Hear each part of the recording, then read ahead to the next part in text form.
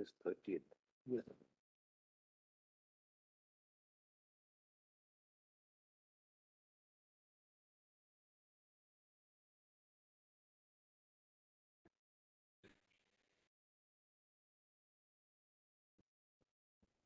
In case of AMU also. It depends on the nature of the statute. Yeah, correct. There are different statutes. There may be a statute which is a curing statute. There may be a statute which is intended to alter the situation on the ground. Correct. There may be a statute which recognizes a pre-existing situation.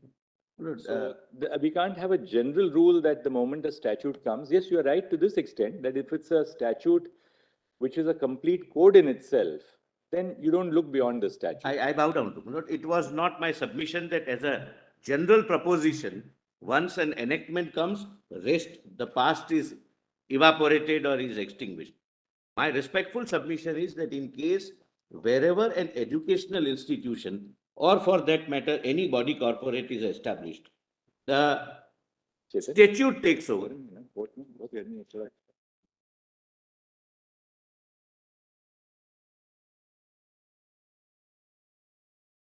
That's warm.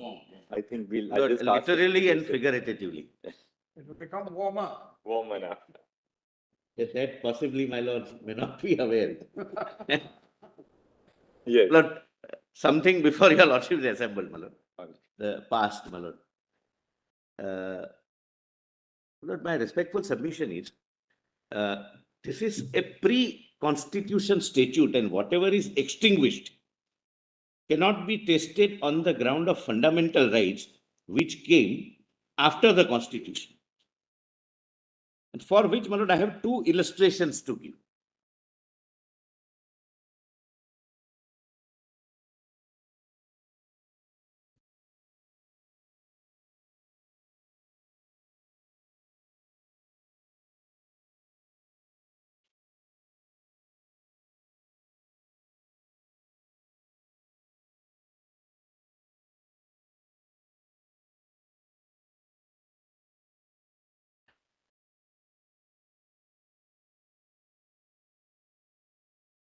Yes. Yes. Lord, even during the British era, pre-constitution era, where the British legislature used to legislate for the purpose of universities, whenever the legislation felt that we must recognize and incorporate the founding events, they have so done.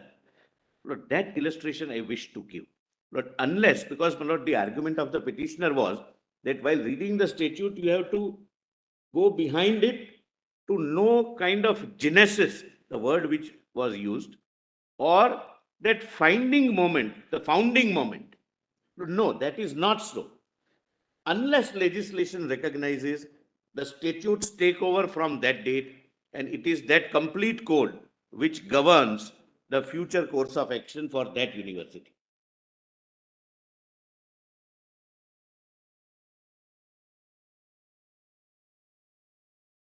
Yes.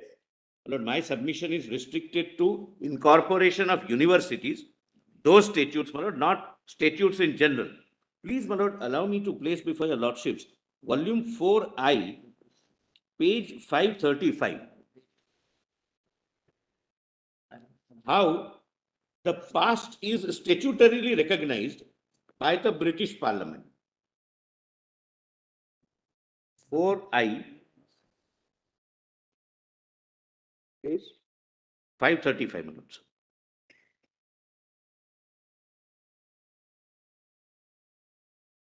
But it starts at 538. It is Annamalai University Act.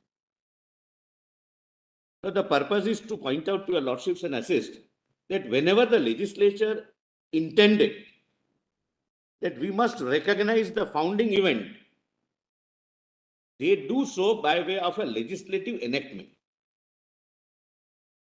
The parties cannot request the court to go behind it, because behind it there can be two views. I say it was not founded by XYZ. Somebody may say it was found by ABC. Somebody would say it was found by DYF. So therefore, the legislative device in case of incorporation of university pre and post constitution both is this, my lord. Kindly have a look at page 538. Annamalai University, your lordships have. Yes, we have the act. My lord, this is Annamalai University Act 1929. So it is a pre-constitution act. 28 or 29? 29.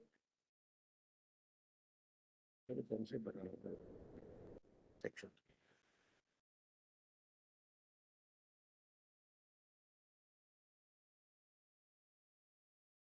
Yes. Yes. Lord, please see an act to establish and incorporate a teaching and residential university at Annamalai Nagar.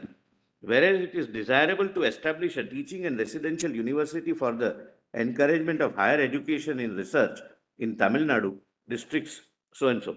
Now please mark this, my lord.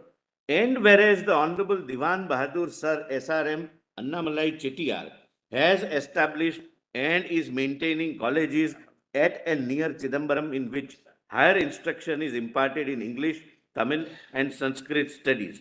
And whereas Sir Annamalai Chettiar has agreed with the local government to hand over the said institutions together with all properties attached thereto, and further to give a sum of 20 lakhs of rupees for the purpose of establishing and maintaining at Annamalai a teaching and residential university wherein he and his heirs shall be entitled to certain powers and privileges. But please see 2C. The term founder is defined. Lord, it is at page 539.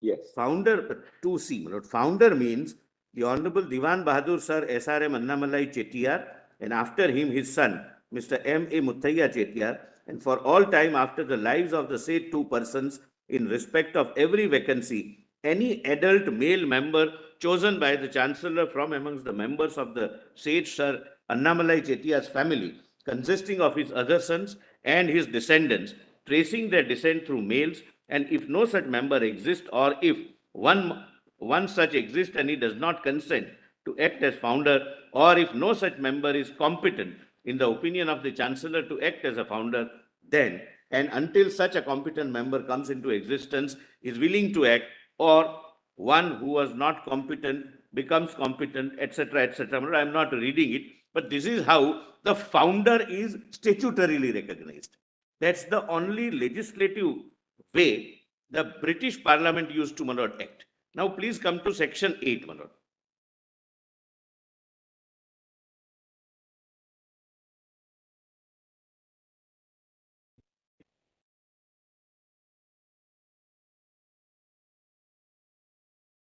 The following shall be the officers of the university, namely the Chancellor, Yes. the founder. Rest are not relevant, my lord.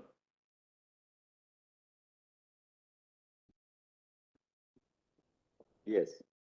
And please, my lord, come to section 11 at page 544.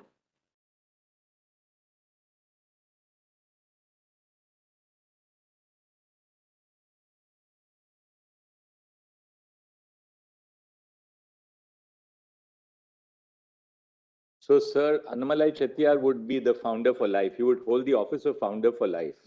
As recognized by the By statute the itself. statute. You got the point. So the court in future will never be required to undertake the exercise of going into the genesis of founding moment, etc. Interestingly, what happened post independence to these statutory provisions? Lord, in I mean, it's not relevant to your argument, but just as a matter of curiosity. it was deleted post 2017. So until 2017, that 17 it continued. continued. No, where is that act? No, it's 2013 Act, my lord, that's the amending act, page 1458 Page of the one. same, Lord, 145. 145. Nothing else in this act that you want to show us, right? So otherwise we had section 11, my lord. section 11 we saw. Yes, 544. That we saw. Your Lordships have said. 1458, my Lord, just to answer my Lord's query. We have placed that on record. That's the 2013 Act. Yes. Let's just see it.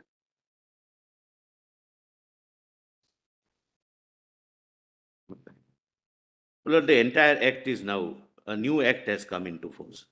Oh, I see. And there is no, my Lord, founder. Oh, they brought in a new act in 2013 Yes. to replace. So- So right until 2013, that That hereditary, continues, the member of the Chettiar hereditary family. founder continued in Annamalai University. And that founding fact and name of the founder was recognized. Whatever he must have bargained with the government, that was also recognized. He would be a member, he would be a part of the term officers. And my Lord, my learned senior my Lord wants me to see short page 12 also, my Lord. I'm sorry, section 12. Please come to my Lord, page, 12 of the Oh, yeah. repeal there? the original act, So 99. 1929 act, my Lords. To rise for 2 minutes today at 10:59 because it's Martyrs' Day. Yeah, yes. But I heard the siren go off. It's just 10. Anyway, whether the siren goes or not, we'll all rise at 10:59. No, whenever my Your Lordship rises, we will rise. Lord, section 12. The Vice Chancellor. The Vice Chancellor shall be appointed by the Chancellor from a panel of 3 persons recommended by the founder. This is administrative control also, apart from the fact of establishment. He is not only a member of the term officers,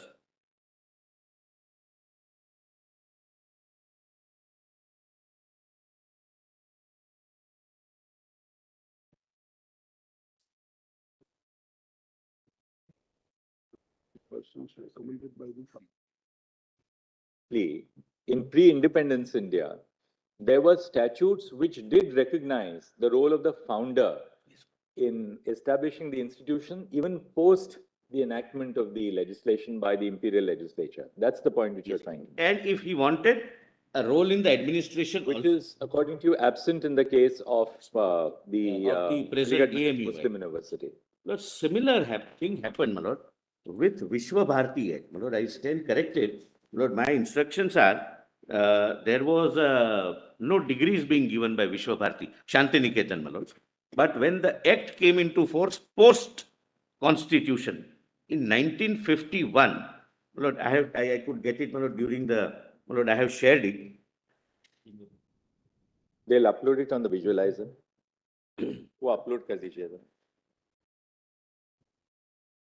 Only one para is to be seen. That there is a statutory device where founding fact, founder member, and what the other side says genesis, is recognized by way of a statutory enactment itself. What do we find in the Vishwa Bharati Act? Yes, my lord, it is. It was founded by Rabindranath Tagore, Thakur. That's mentioned in section 2 itself. Section 2, my lord, is on the screen. Declaration of Vishwa Bharati as an institution of national importance. First is, this act may be called Vishwa Bharati Act. It shall come into force. I skip. Declaration of Vishwa Bharati as an institution of national importance. Whereas the late Rabindranath Tagore, Thakur, founded an institution known as Vishwa Bharati at Shantiniketan in the district of Birbhum in West Bengal, the objects of which are such as to make the institution one of the national importance, it is hereby declared that institution known as Vishwa Bharati aforesaid is an institution of national importance and is as such hereby constituted as a university. So two things happened. The founding person is statutorily recognized and university is established by an act of parliament.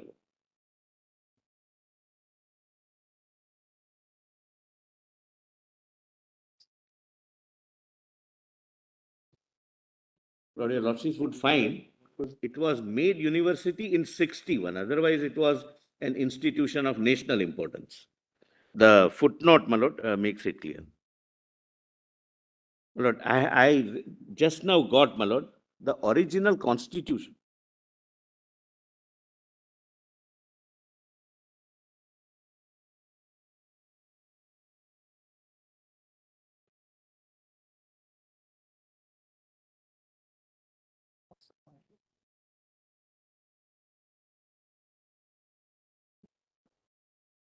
That is my respectful submission. But I have got the constitution of original Vishwa Bharati, but I got it in the morning only, my lord. I will go through it and place it on record. If there is something to be highlighted, my lord, I'll request one of my learned, my lord, senior colleagues, my lord, to highlight, because my turn would be over. I don't wish to, my lord, come again. My lord, now, my lord, may kindly see. So, my lord, my respectful submission is that in absence of this founding event, or what they call genesis, etc., So we'll take your submissions that absent a statutory recognition of the founding moment, the statute therefore obliterates the entire past past and takes over and begins on a clean as a slate. complete code. And that is the statutory device adopted by the legislature both pre and post constitution.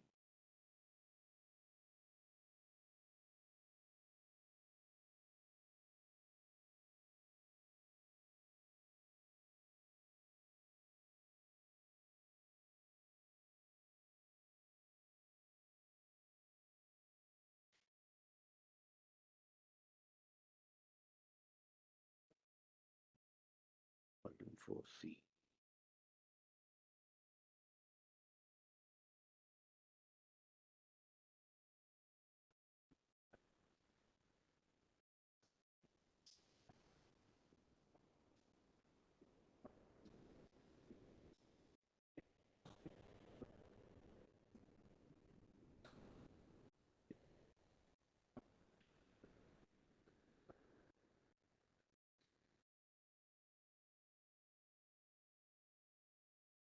Lord,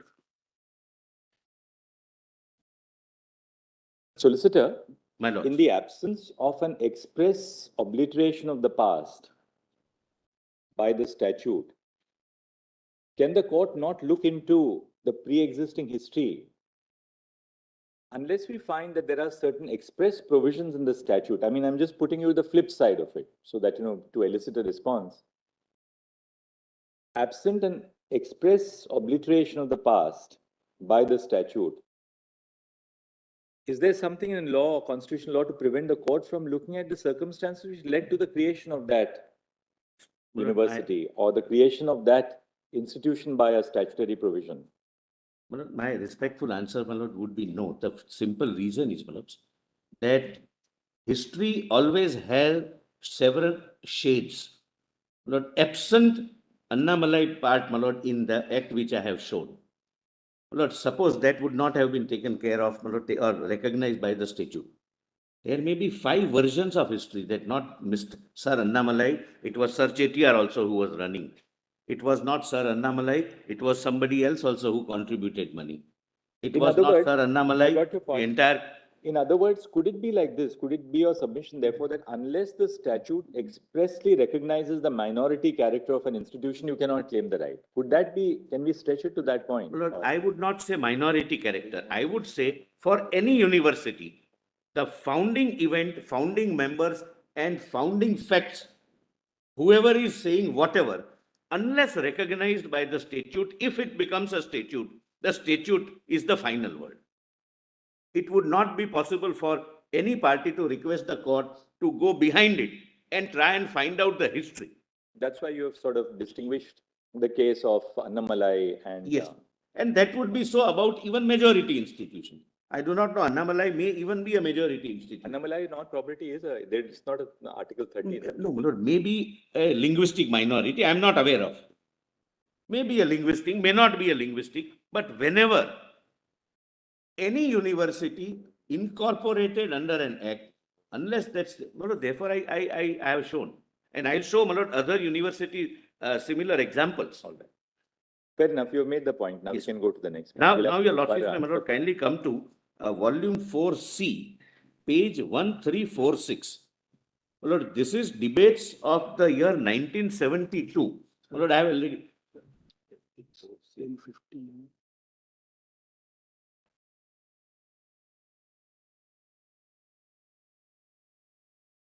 standard.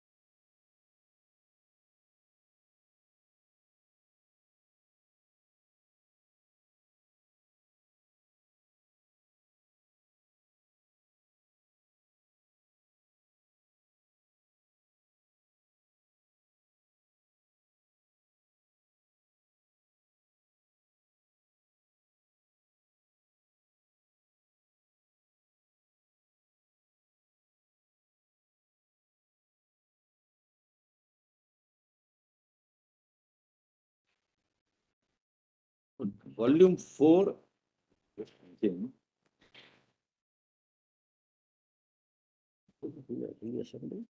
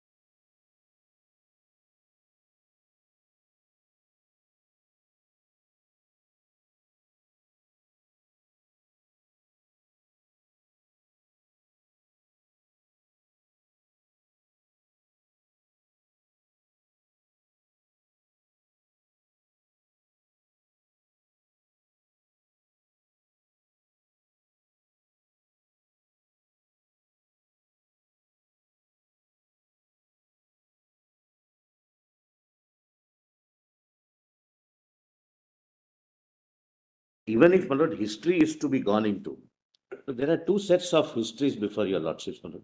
I have given a different my lord, list of dates and events. The question would be, my lord, how would your lordships examine? I'm posing a question to myself. Which part of the history is true? Therefore, my lord, even from the prudence test, the submission which I'm making, that whenever statute recognizes or wants to recognize by a legislative enactment the founding events, Lord, it would be final, and the statute takes over, it becomes a complete code.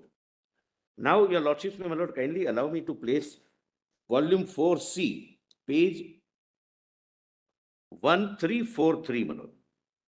Lord, this is the speech before the House by Professor S. Narul Hassan, who was the Minister of Education and Social Welfare, in 1972 when amendment was introduced. Page 1343. Yes, 1343. My lord, your lordships would recall there was an amendment in 1972 in AMU Act.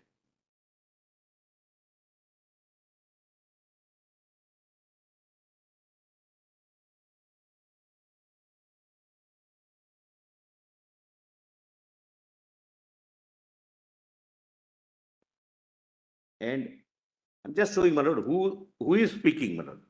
The concerned minister, my lord, this is the stand of the government. The Minister of Education, Social Welfare and Culture, Professor S. Narul Hassan. Please, my lord, see second unnumbered page on the right side column. What change was made? Earlier, your lordships are aware.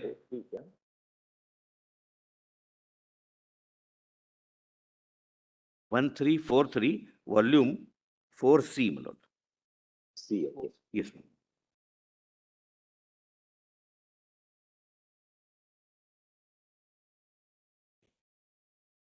Lord, I may not take your lordship's time. I'll just orally say. No, you can just show it to us. We are already on it. Yes, ma'am. Formerly, the chancellor was elected by the court. Your lordship knows the court then, when it in 2020 was consisting of Muslims. We are now proposing that chancellor shall be appointed by the visitor in such a manner as is provided in the statutes. And in the statutes, it is suggested that out of panel of 3 names, the visitor may appoint a chancellor. The chancellor should be able to exercise his moral authority in the best interest of the university and should not in any way be associated with any group or faction. Therefore, he would be above all decisions, because he will not be a party to any of the decisions. So he is not dependent upon the votes of the court. Now, my lord, more important part is at page 1346. And in my respectful submission, after this, no debate, my lord, from the petitioners can survive in the present matter. This is the stand of the government through the Honorable Education Minister while amending the Act itself. Your lordship, my lord, has page 1346. My lord, right hand side column, last 2 paragraphs. My lord, it starts with "it would not like." I would not like. Does your lordship get, my lord? So this is what the government says in Parliament, because there were demands that you declare this to be a minority university, and the minister answers, I would not like to take very much more of the time of the House, except to refer to 2 or 3 points which have been raised. First of all, a demand was raised that this university should now be declared to be a minority institution in terms of Article 30, Sub-Article 1 of the Constitution. Sir, this is a demand which is neither in the national interest nor in the interest of the university itself.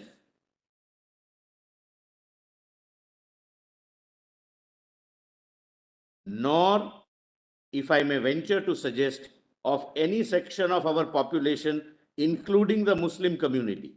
The responsibility for the educational development of every section of the population has been taken by the state. Maybe it is some part of it with the union government and the other part is with the state government. If the educational development of the entire country and all sections of the population is to be ensured, it would be necessary to see that the state plays its due part. Any single institution cannot be maintained by the central government for the benefit exclusively of one community or to be run by a single community.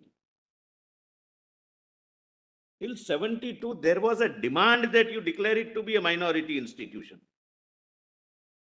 And for very valid reason with a foresight, looking at the future, Manoj, a very eminent educational minister, Manoj, made this statement that it is not in the interest of the nation, nor in the interest of the community. So, Manoj, after this, in my submission, Manoj, the issue is closed. That's my respectful submission. Manoj, similar, kindly come to debates of 1981, same volume, page 1680. Same volume. Yes, Manoj, 1680. Well, this is the bill which, my lord, your lordships may recall, introduced. The word establish was deleted.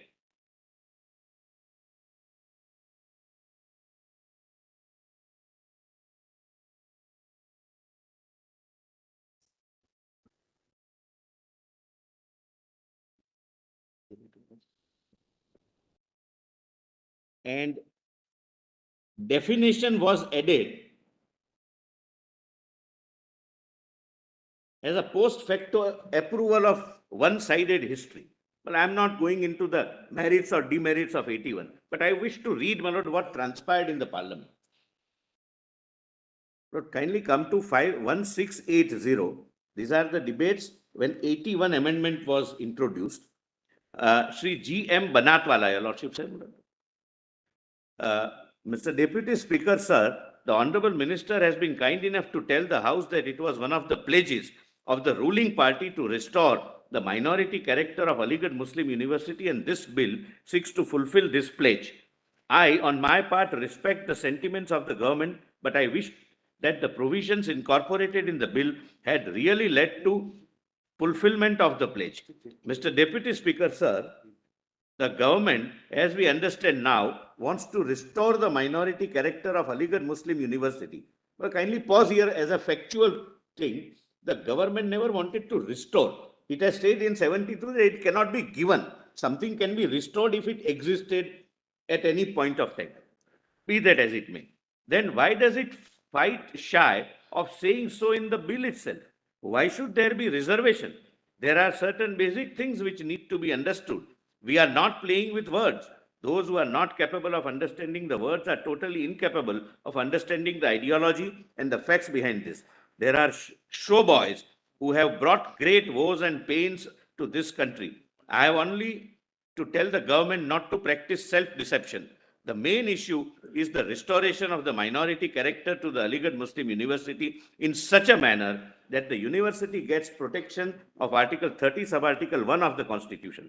The university has to be recognized as an educational institution as envisaged under Article 30, Sub-Article 1 of the Constitution. I'll skip the quotation. The judgment in Aziz Basha's case is a standing injustice both to the provisions of our Constitution as well as the minority and the secular concept that we have in our country. In this case, the Supreme Court has erroneously made an observation that the university has neither been established by Muslims nor has the administration of the university been ever exclusively vested in the minority in Muslims.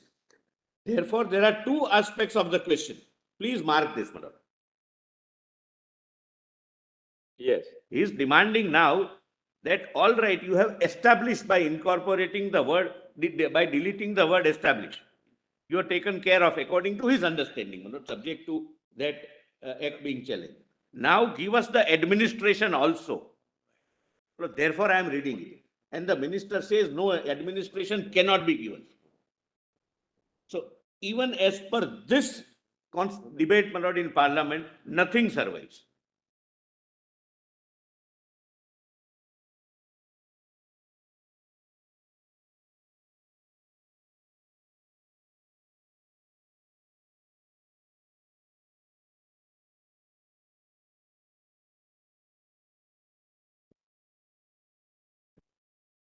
Lord, I am on page 1680, the bottom side top. Therefore, there are two aspects to the question. Your Lordship's get. One aspect is the aspect of establishment of the university. This bill clearly says that it has been established by Muslims. Your Lordship would recall the definition of university is changed. That's what my Lord he is referring to.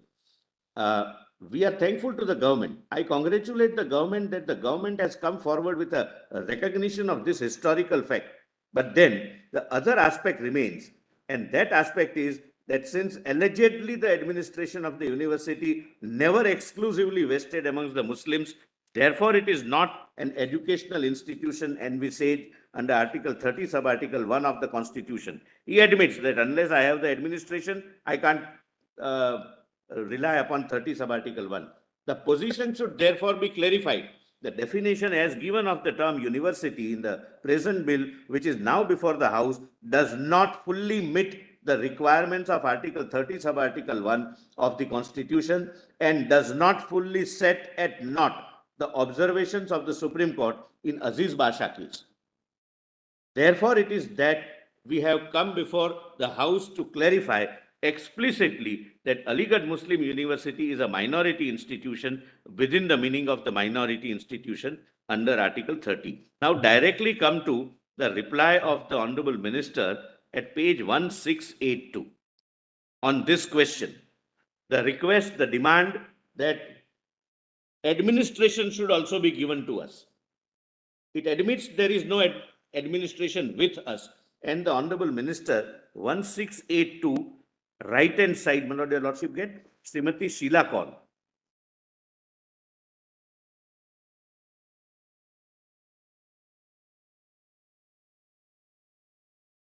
My Lord, I'm sorry, my Lord, I may just, my Lord, before that, a page before that, my Lord.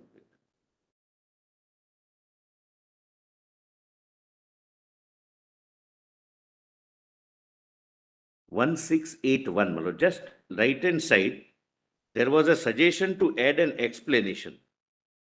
Right, I saw that actually. Notwithstanding any judgment, decree, etc., my Lord, which was not accepted by the Parliament. Now, please come to 1682. Srimati Sheila Kaul, my Lord, she was the Education Minister. No. The Lord Srimati Sheila Kaul, as an Education Minister, answers on the question of administration. As the university will be administered in accordance with the provisions of the Act, statutes, and ordinances, it is not possible to agree to the amendment moved by Shri Banatwala, and the amendments are not therefore acceptable. Lord, the amendment which was moved is, Lord, please see, lobbies have been cleared. The question is to be administered by the Muslims of India. The Lok Sabha divided, my Lord, and this amendment failed. Can you just show us that little, when Mrs. Kaul moved the bill, what was the purpose? Because when she introduced the bill, she may have clarified why she was moving the bill. Can we just see that part so that Yes, since yes. otherwise, you know, to go to it later, Yes, maybe just. I'll just, my Lord, in a second. 1154. 154.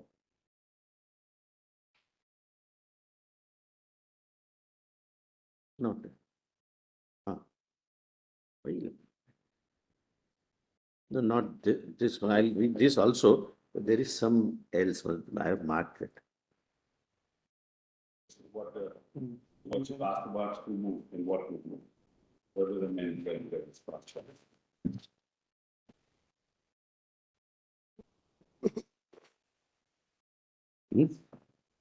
Well, can your Lordships come to 1590? This was, my Lord, thereafter referred to the standing committee. Just come to 1155. 154 and 55, yeah. 1155. 1155.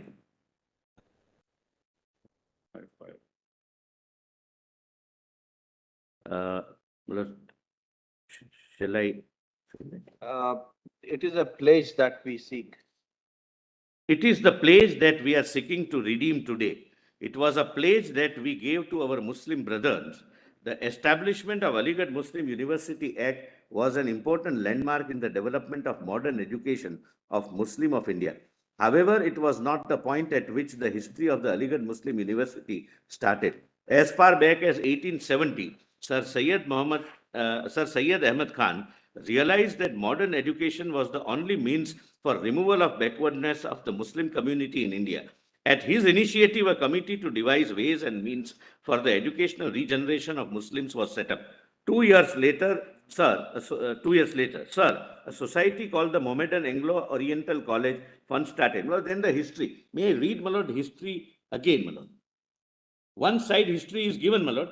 The second side history, that you started negotiating with the government and started giving up one thing after the other, is not recorded. And countered by Sri Somnath Chatterjee. But if your lordship wishes me to read, I can read, madam. Just a little bit, we'll just see what Yes, you yes, were I'll, saying. I'll just read. One of the steps taken by the society was to open a school in 1973. There, 3 years later, sir, it became a high school, and in 1977, the foundation stone for the establishment of a college was laid. Sir Syed Ahmad Khan died in 1880. It should be 1877 and 1873. 1880. But the idea of establishing a university gathered strength even after his death. The Muslim University Foundation Committee had started collecting funds for setting up the university. The MAO College Aligarh had by that time grown into a leading center to the education of Muslims. After prolonged discussions extending over 6 years between the Government of India and the representative of Muslim University Foundation Committee, the Aligarh Muslim University Act with Mohammedan Anglo-Oriental College as its nucleus was passed. Well, there, the history is not given, that there were continuous correspondence that this is the condition, take it or leave it. This is the condition, take it or leave it. That is not given, my lord. Sir, 1920 enactment was the realization of the long cherished ideals of the Muslims of India, and it was their dream that found expression in the establishment of this university, and the substantial part of the properties and funds which went into making was also contributed by them. Sir, these are the facts of history which we must recognize and acknowledge.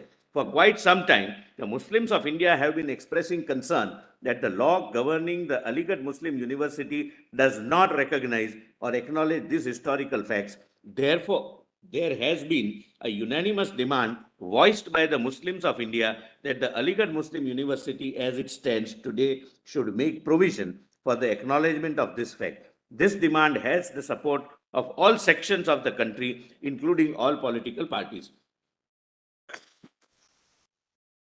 Sir, the Aligarh Muslim University today is one of our largest residential universities. It is a composite institution offering education from the nursery stage to the highest level of research. The courses offered by the university cover all major disciplines: engineering, technology, medicine, science, social science, and humanities. Something I am respectfully basing my submission on this as well. No? It's clear that the object of the government of the day in introducing this 1981 bill was to recognize, as the Union Minister said, a historical fact that it was established by the Muslims of India. That we can't. That seems to have been the. I also can't wish away. But before that, she says that this was a part of our election manifesto. And your lordships, I leave it at that. Your lordships may realize the danger if the parliament were to be permitted to recognize 100 years history, hundreds of years of history. I leave it at that, my lord. That is Parliament's exclusive domain. We can't. I am happy. I'm very happy. The policy underlying the. I am very happy. I'm very happy. I'm arguing only university matters, but Parliament deals with many historical facts. I'm very happy. Subject to constitutional validity, of course. Of course. But therefore, I didn't want to elaborate much on that. But what stands out is one of the honorable members, Mr. Banatwala, wanted a clarification to be inserted in the act that this is a minority institution. Yes. But there the honorable minister said, no, administration would be according to the statutes and the ordinances. Therefore, administration part cannot be left with a particular committee. Yes, my lord, coupled with the fact that Mr. Banatwala says that unless you give us administration, we cannot fall under 30. Only establishment part was so to be recognized, but Yes. administration part was refused. Was categorically refused. But then when was for the first time the institution was recognized by the government as a minority institution. But this, we've never recognized. It's one thing is very clear. The intent behind 81 amendment was to recognize and give it as a minority institution and to do away with whatever the reasoning was given. The attempt was to modify the reasoning given or make the statute, modify the statute so that the reasoning given in Basha's case is not applicable. Yes? Is this not that? No, appellants or something. After half an hour also it rings? No. No, no.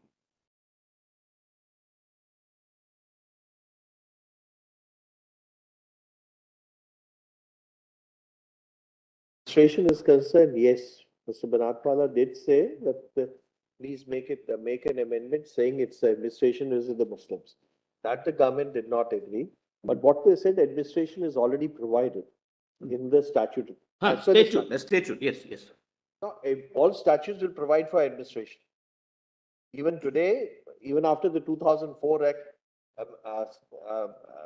the Education Act, each statute will provide for administration.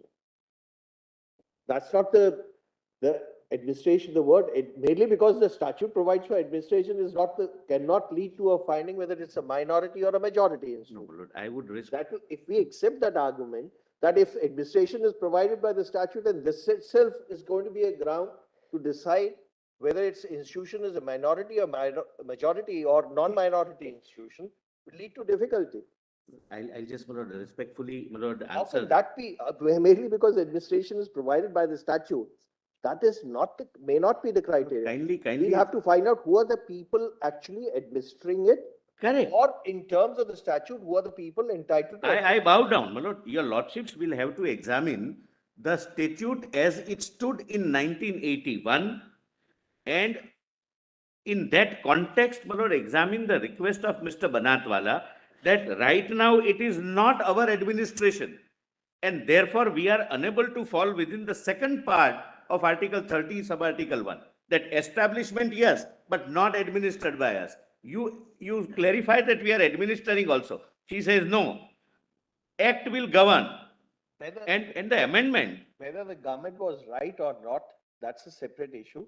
But the fact of the matter is the government also, when they were saying it's a minority institution, they very well knew of the requirements of Article 31. They felt that the administration is also with the minority. no, my Lord. Because otherwise they will not say it's a minority institution. No, my Lord, they didn't. I'm sorry. Mr. Solicitor, they were very well aware the two requirements for minority institution, establish and administer. Correct, my Lord. To say that when they moved the amendment and made an open statement in the House of the Parliament saying it's a minority institution, they were not aware that administer is also one of the requirements, will be little difficult to accept. Maybe they may be right or wrong, it's a separate question. Yes, my Lord, maybe they consciously, my Lord, did that. All right, we satisfy you. We recognize the historical fact. What they have done is recognizing the historical fact according to their history, without, my Lord, or rather omitting the history which I have shown. That one after the other, they started, my Lord, giving up their rights. If there was no concept of a right, but their demands, their insistence, that this we will not accept, all right, we give up. This we will not accept, all right, we give up. That's not taken care of. But they say that we recognize a fact in history that this is what happened. As my Lord, I'll not reread it. But everyone was clear, including the government, but especially Mr. Banatwala, that unless you give it, and what was, my Lord, the amendment suggested? Amendment was administration to be given to Muslims. That was within inverted comma. And the minister says, no, it will be as per the act. If as per the act, your Lordship finds that it was Muslim administration, that's a separate thing. But if that is so, Solicitor, to really conceptualize your argument, because I think we've heard you on this, your argument is that Article 30 incorporates twin tests, establishment and administration. Basha came to the conclusion that, well, one, Aligarh Muslim University was not established by Muslims, though it does recognize the history of Anglo-Oriental College, etc., because it says it was established by statute. That's the first limb of Bhasha. And inasmuch as that it was established by statute, it has not been established by a Muslim minority. That's the first limb of Bhasha. Second, Bhasha says on the review of the Act that it is not administered by the Muslim minority. The 1981 amendment, according to you, was intended to recognize the historical fact of the establishment of Aligarh Muslim University and brought about that change both in terms of the preamble and in terms of the definition of the expression frame. university. But the second limb of Bhasha, which was that it has to be administered by the minority, there was no alteration to the existing statutory provisions in relation to administration, and which was in fact noticed by Mr. Banatwala that you cannot, in that sense, though he didn't put it in that word, in those words, that you cannot override Bhasha unless you deal with both the establishment and the administration tests.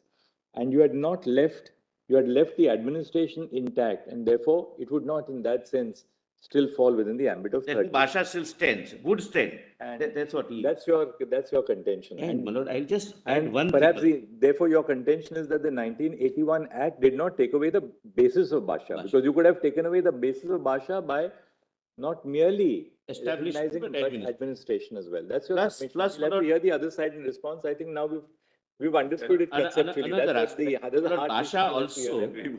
Bhasha also recognizes, I think that is the- really the submission. Bhasha also recognizes the fact that your rights, if at all there were any pre-constitution, were extinguished. Because you started giving up those demands one after the other. And therefore, there was no concept of a minority or minority rights in 1920. It was just a bargain between me and the government. Some of them, my lord, said that we will not accept your bargain. We will say that no, we want to have this framework. But those who were in charge, my lord, Mr. Sefi and led by them, my lord, they say, all right, we give up this, we give up this. Government says, no, it would be full control of the government. All right, let it be government control, etc. My lord, I have given. Bhasha recognizes that. My lord, the parliamentary debate does not recognize. All right. Anything now? My lord, what's next, the- my lord, next. Please come to page, my lord, volume 2A. I'll take only 10 minutes, my lord. 2B, I'm sorry, my lord, 2B. At page 50 to 54. I'm not going to read, but I just want to give, my lord, the illustrations. Please, Mr. Solicitor. 50, my lord. 2B, To page 50 to 554.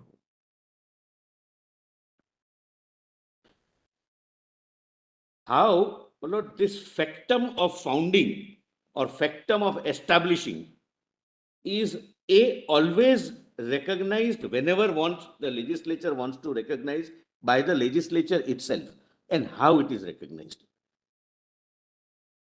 Even administration is recognized by statute. Therefore, I say 1920, the curtain falls, the statute takes over. Lord, please see, Sam Higginbottom University of Agriculture. My lord, it is, my lord, University for Anglo-Indians. Please see, my lord, the title at page 551, my lords. Volume 2B, page 51.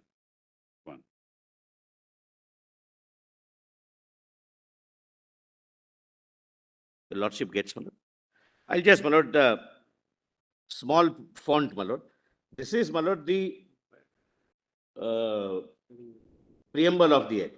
An act to establish and incorporate a teaching, research and extension university with a view to upgrade and reconstitute the existing Sam Higginbottom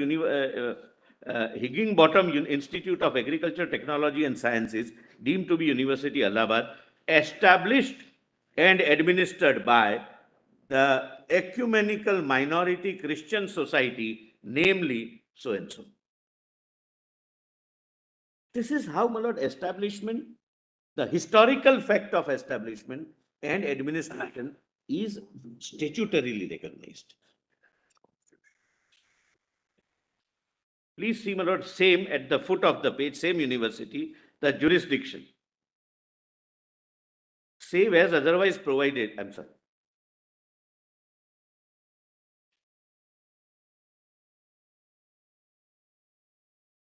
Because the argument of other side was on a wrong reading of Bhasha that all these universities will go as minority institutions. No, it will not go.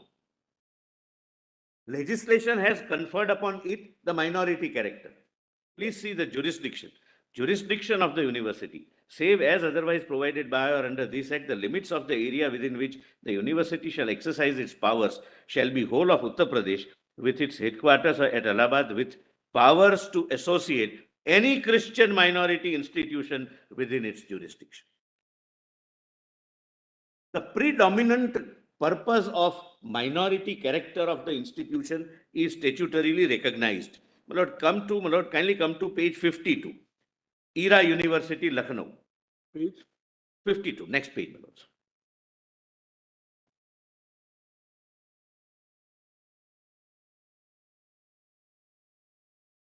Era University, Lucknow.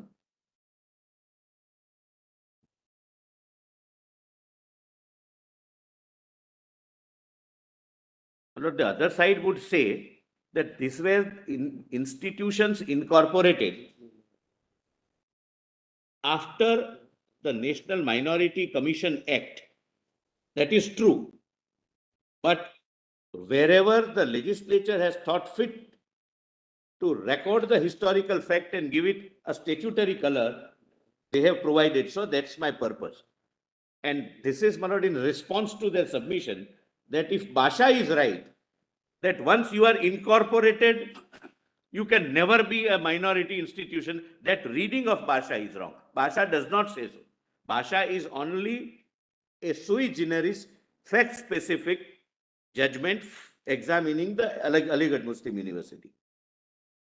Please come to B, the Era University, Lucknow. An act to establish and incorporate a teaching university sponsored by Era Educational Trust, duly established and administered by the members of Muslim minority community. Then, my lord, trust is also accordingly defined. I will not, my lord, take your lordship's time. Please come to next page. In all these acts, my lord, the power, not only statutory historical fact of founding is recorded, accepted statutorily, administration is given. Please see, my lord, Tirthankar Mahavir University.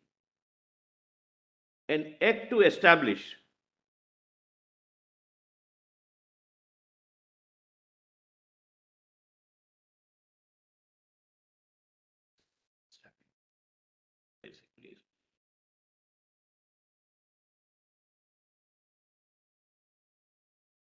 an act to establish and incorporate, I'm sorry,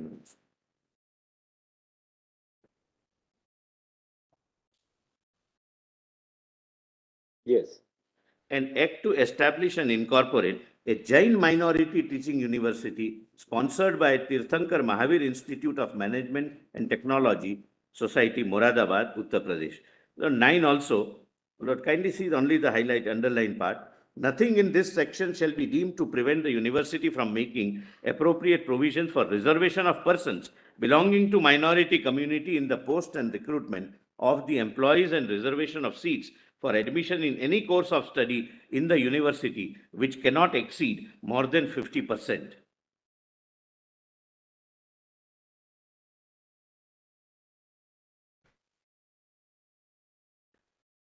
Lord, I am not duplicating, but the same provision in Northeast Adventist University. This is, my lord, a Christian minority institute, university, established by an act.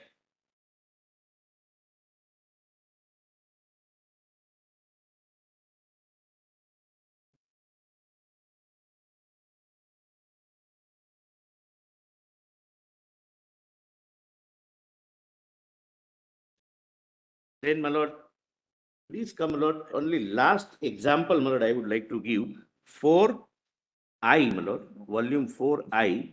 I'm on Alia University, page 1375. Same volume, 1375. 4I. Same volume, 1375. 4-5. 7-5. My lord, 1375, yes. This is 4I. 4I, Aliyah University, my lord. Volume 4I. Yeah, 4I, Page, Volume 4I. page 1375, 1375. 75. Thank you.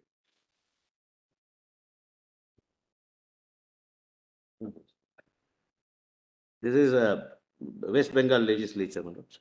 Your lordship would have the title West Bengal Act of 2007, my lords. Please see, my lord, the preamble. The second part, whereas, does your lordships get, my lord? Whereas it is expedient to upgrade Calcutta Madrasa College, erstwhile Madrasa Aliyah, one of the oldest institutions of higher learning and culture in India, and to that end, to establish and incorporate a teaching university at Kolkata, to dissolve Calcutta Madrasa College, a government madrasa college, and to transfer to and vest in the said university all properties and rights of the said college. Now, please see, my lord, 3.3. 1378, my lord.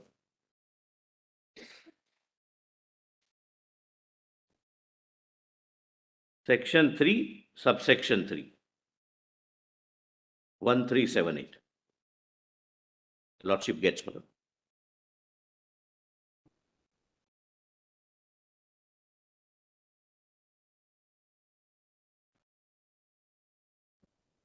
But please see, this is important, very important. But whenever the legislature wants, legislature does this. 3, subsection 3. The character of the university shall be same as that of Calcutta Madrasa College, erstwhile Madrasa Aliyah, declared as such with a minorities development and welfare of Madrasa Education Department, Government of West Bengal notification and dated so and so. Statutorily provided, historical fact recorded, and the same status and character statutorily recognized. Now, my lord, I come to my last argument. Lord, please come to what is this university, my lord, volume 2A. I'm sorry, 2B, my lord. Page 12. Page? 12. And my lord, I would, this is my last submission, but very important submission, my lord. I'll take only 10 to 15 minutes and then, my lord, I'm done. Lord, what would be the, well, there are two things I want to highlight. A, why this issue arose and we are before your lordships. And 2, see the consequences if your lordships were to interfere and your lordships are not in appeal against Basha.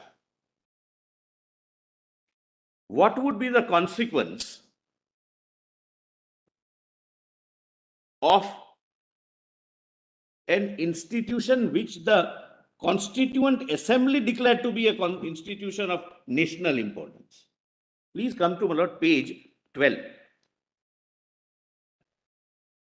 Just broadly, what this university is about. This is one of the finest university of the country, my lords.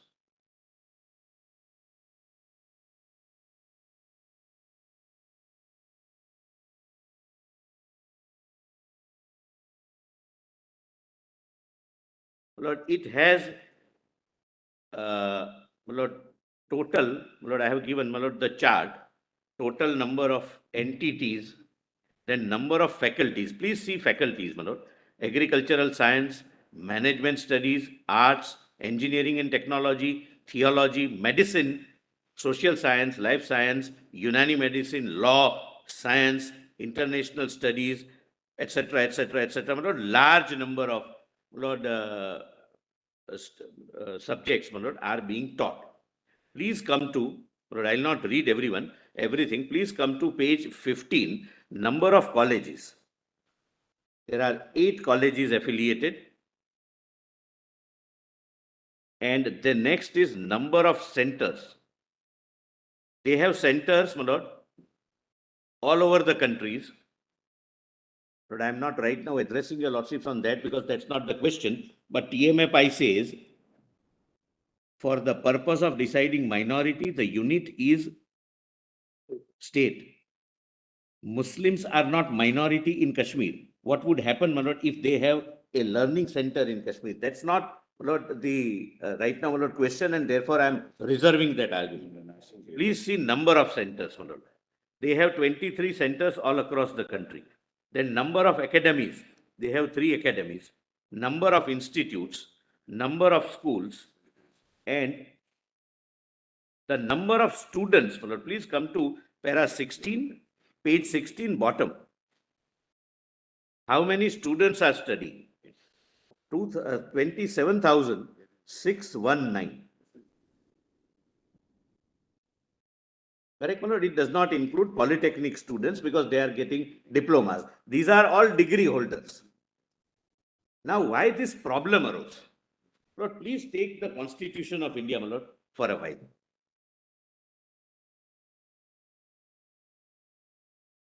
Article 15.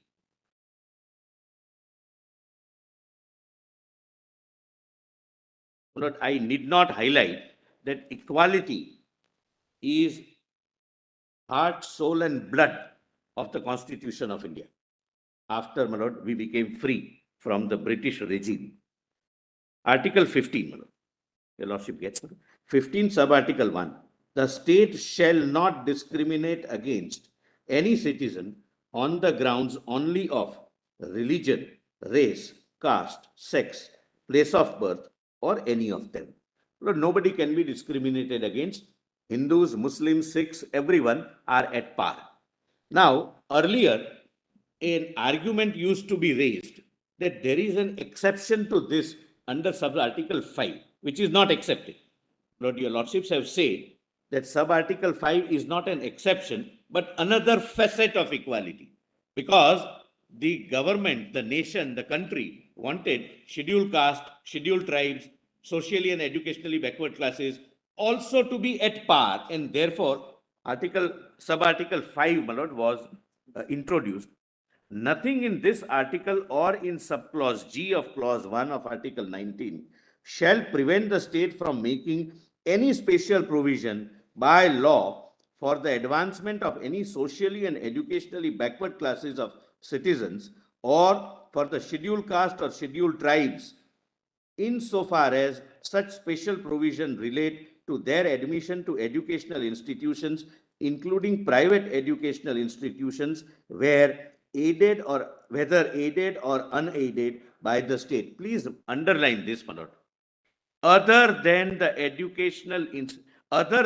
minority educational institutions referred to in clause 1, article 30. Meaning thereby, your lordships have the mandate of equality under article 15, sub-article 1. Another facet of equality for scheduled caste, scheduled tribes, and socially and educationally backward classes.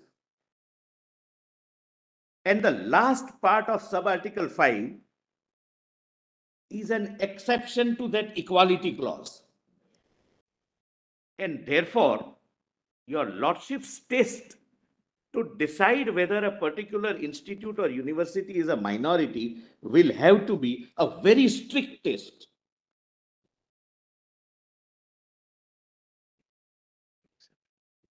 My lord, this amendment is after TMFI and PA Inamdar. They do not take note of this fact, my lord.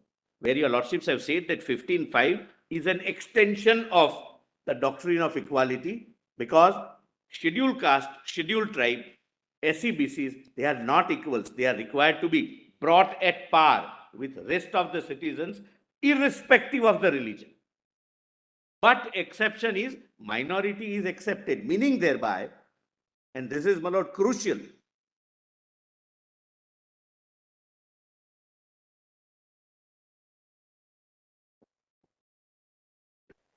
Doesn't this then amendment also accept the reasoning given in TMA 5 that the minorities are entitled to have reservation in their institutions?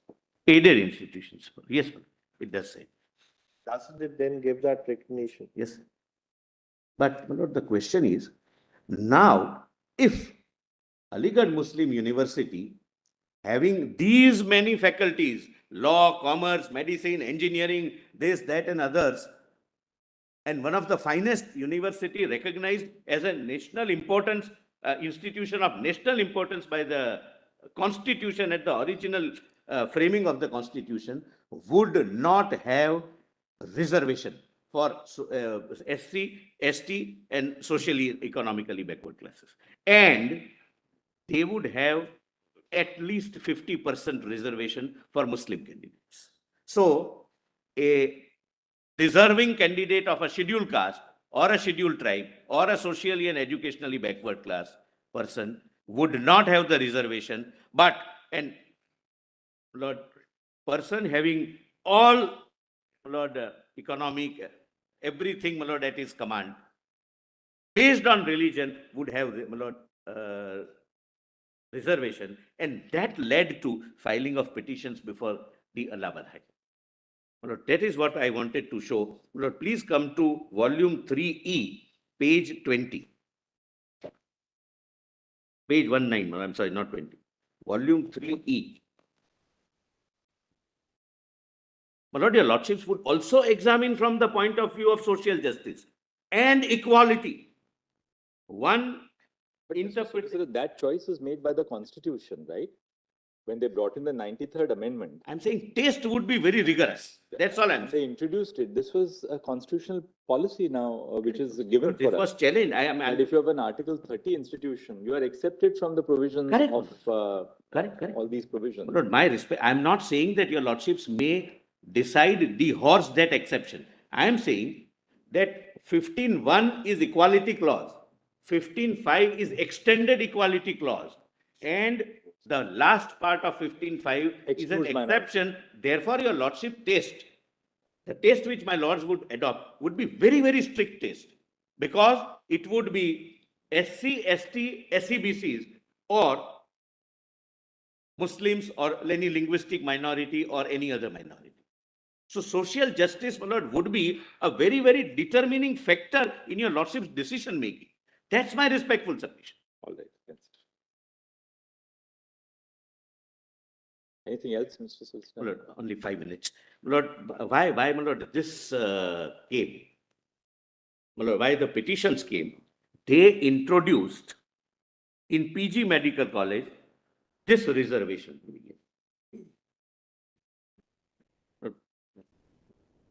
Page 34, my lord, see directly. Which volume are you referring? Page 34, my lord, volume 3E, 3 capital E.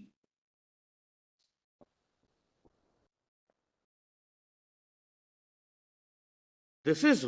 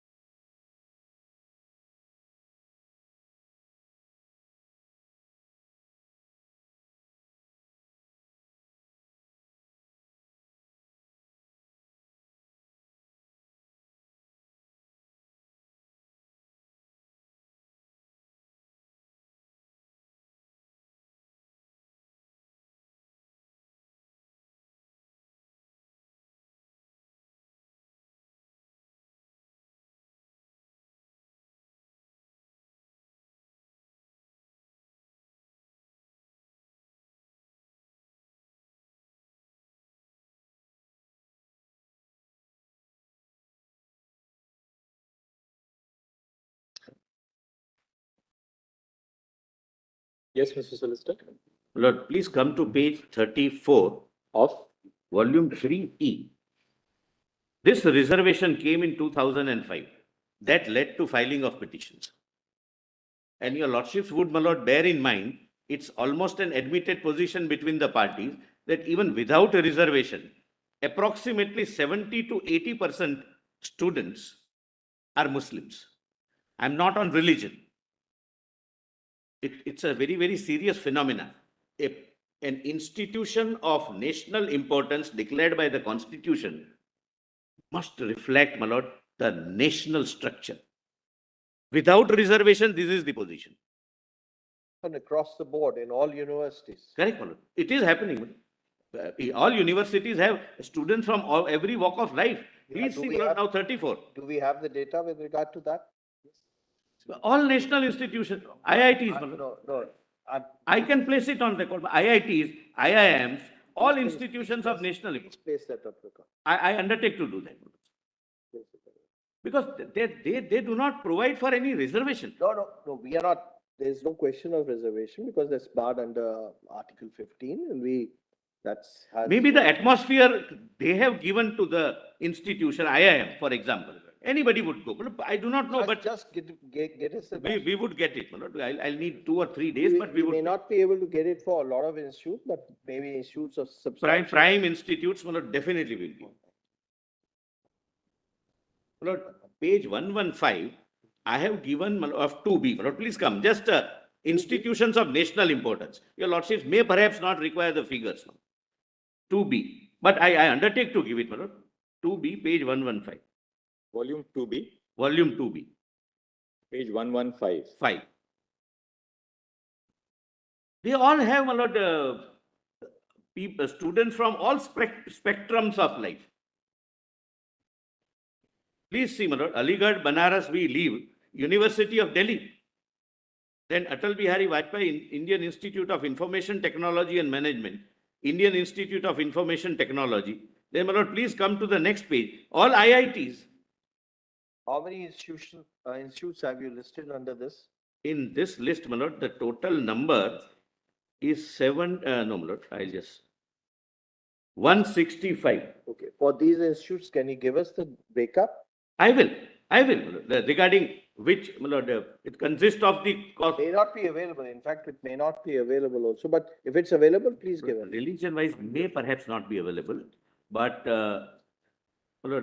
aims. But if it's available, just give it. But otherwise, aims, IIMs, IITs, your lordships can take judicial note. It is for all spectrums. Now, please see, what triggered this petition. 3E, volume 3E, page 34, This was under challenge before the High Court. The solicitor, could you come to 33? 33. Same 3E. Same volume, 33. It refers to a letter received from the assistant director dated 3rd December 2004. They have read, yes. That is based on 81. He writes that now you are a minority institution, which they have read. That is at page. What is the page number of this 312? I'll just give the page number, Lordships, may give me a minute. This letter is the first time they recognize the it is. 17 is page 17. Page of this volume. 17, of this volume.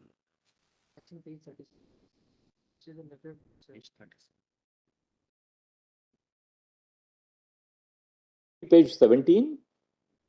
3B. 3E, I'm sorry, 3E for 3E, yes. elephant.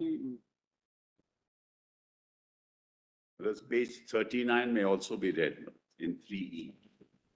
Very important. Correct, you read it. I will again read it. There is no difficulty. I did not read. No, it was I read. Mr. Dhawan read. Anyway, I'll read it again. Please come to 34 first. Because my learned friend, said that ultimately after doing all this, what we need, what we are asking for, some reservation. That was the argument, I am just showing what is that some reservation in an institute where without reservation there is 70 to 80% persons from one particular community. Please see, page 34, your lordship gets,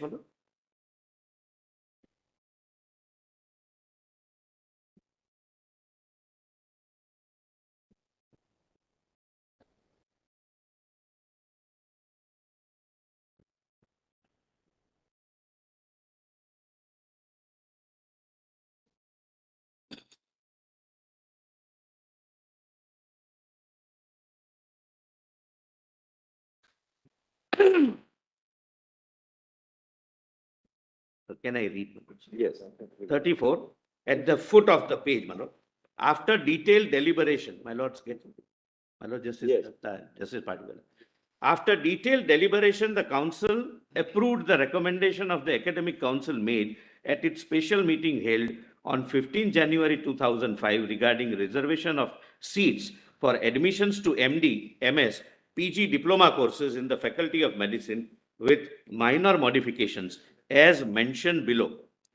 25% students may be admitted from amongst the internal candidates on the basis of all India test, meaning thereby BSc to MSc, MBBS to MD, etc. 50% of seats may be reserved for Muslims of India to be selected on the basis of all India entrance test. So 75% roughly, not for Muslims, because 70 to 80% as on date who are studying are Muslims. That's an admitted position. Mr. Farasat gave those figures. And I can also give those figures. That without reservation also, 70 to 80% are Muslims. So they would go from bachelor's to master's and 50% straight flat reservation for Muslims and open only for 25%. And this is ranking, my lord, one of the finest universities in the country. I have no dispute about it.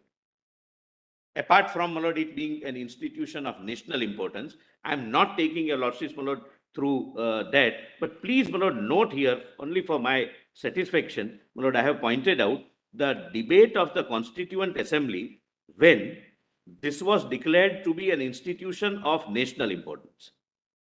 I am not, my lord, reading it, but there are good reasons, my lord, they have given. And page 9, para 16 to 21, para 21. Page 9, paragraph 16 to 22. Yes, That's in your written submissions. my written submissions. But I have quoted, my lord. Volume? 2B.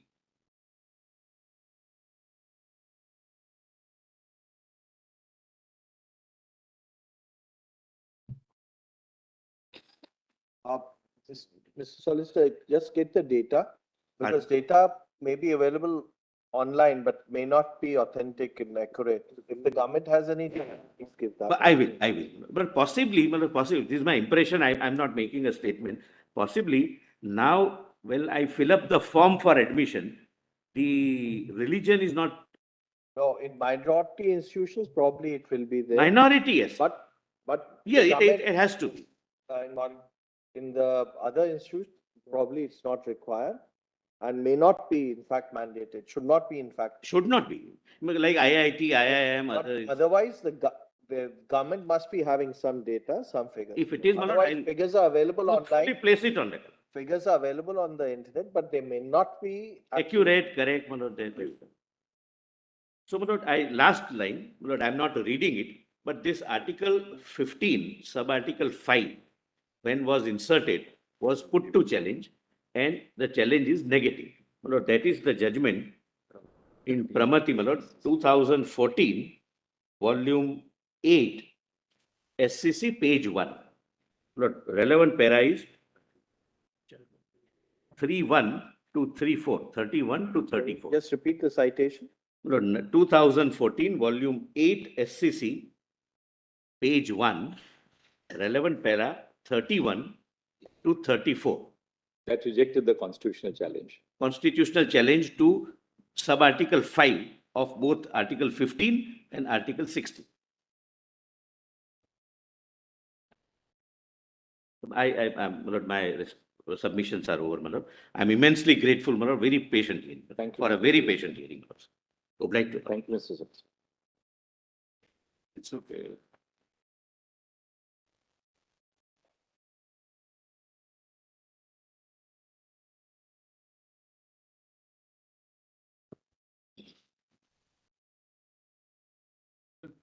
Before Mr. Dwivedi begins, may I have your lordship's kind permission to make a mention about this matter? Sorry? May I have your lordship's kind permission to make a mention, my lord? Lord, Who are you appearing for, Mr. Yatendra Singh? Lord, my briefing counsel in this particular matter has become a judge of the High Court. And then this last month, my Lord, due to my health reason, I was not coming. Last week when I came here, the case is here. I want your Lordship's kind permission to submit my written submissions.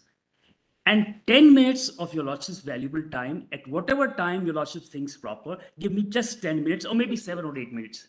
All right, let's complete the hearing, then we see how much time we have left. Should I upload my written submission, my Lord? Just wait, presently we'll see. Have you filed an intervention? Have you filed? Lord, my briefing counsel with whom I was appearing, there were parties in the case. He is elevated. I do not have any connection with the AOR, and probably this is the reason it has happened. All right, let's wait for a little while, and then we can see what ground is covered, and then if there's something else, we'll give you 5 minutes at the end to make your point. I'll finish within 5 minutes. Certainly. Obliged, Lords.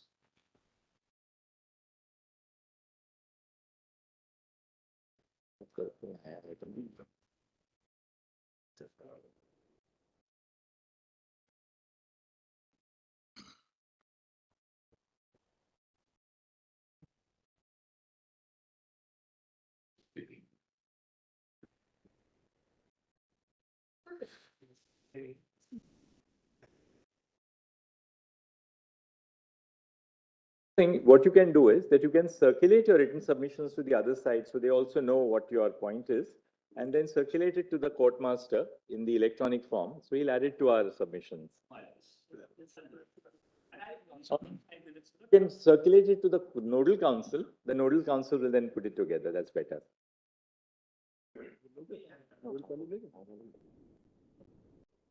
Yeah, yes, Mr. Dwivedi.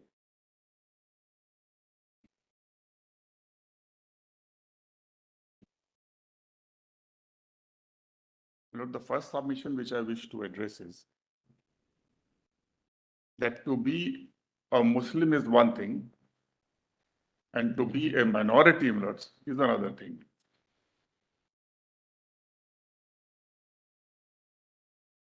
To be a Muslim is one thing, but to be a Minority. what do you mean? For example, if we are in Jammu and Kashmir, Lord, majorities of Muslims are not a minority. It's in that sense, Lord. The question therefore would be either, Lord, we proceed on the basis of the assumption which was made in Aziz Basha that the Muslims in 1920 were a minority and decide whether they're entitled to the benefit of Article 30, or we consider the question actually on facts, not whether they were a minority in 1920, which requires, not first of all, determination of the most vital question, which somehow has avoided the attention of this court in most matters, whether they were Christian colleges or whether they were Muslim colleges established before independence. This court has proceeded on an assumption that they were a minority. So how do we understand this concept minority? Do we decide this today in a bench of 7 judges when your lordships are sitting? Or we again, my lord, like TMA Pai say, that these questions are left over, my lord, to be decided later? This question was squarely there, my lord, in question 1 and question 3A. But all that TMA Pai decided was that minority will be decided state-wise. But what is this minority? Is it a numerical question? Does it have a qualitative content? Does it not require that the people who are now claiming to be a minority understood themselves to be a minority at that time? Only then, Lord, this can be proceeded. So either we avoid it, we say that today in India, the Muslims are a minority, and therefore we will not, from that we jump to the conclusion that in 1920 also they were a minority. But nobody has questioned that, Mr. Dwivedi. No, I am raising this question, Lord, and that is referred. That is referred. The 2 referring orders, if your lordship will look, Lord, this is the question which has not been addressed. Volume 3A. The question which has really been addressed before us is whether they are established and administered by a minority. Right. Therefore, Lord, are the, But- were But you the a fact minority? That they were, that Muslims. were you were a minority?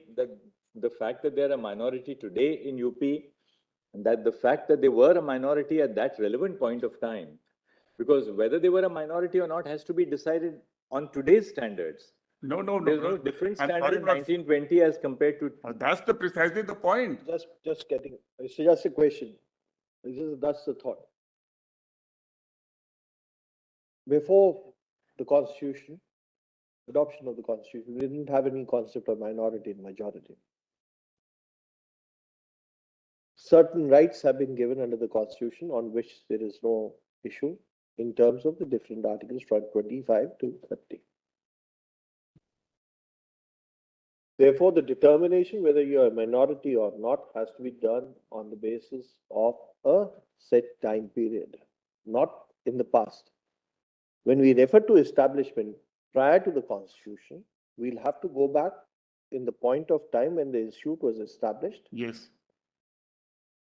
but not with reference to whether that community was a majority or a minority community at that time, but with reference to who had established. No, with great But who is a minority or majority will be decided on the date when the constitution was adopted. Possibly, what argument you are raising in case there's a demographic change, what will be the effect is a separate issue. No, well, your lordships have categorically held in number of cases that fundamental rights are not retrospective. So therefore, only question is whether are you entitled to avail the benefit of Article 30 today? In order to do that, Will it be in a- in or- retrospective? Sorry, interjecting, sorry. Will it be retrospective or retroactive then?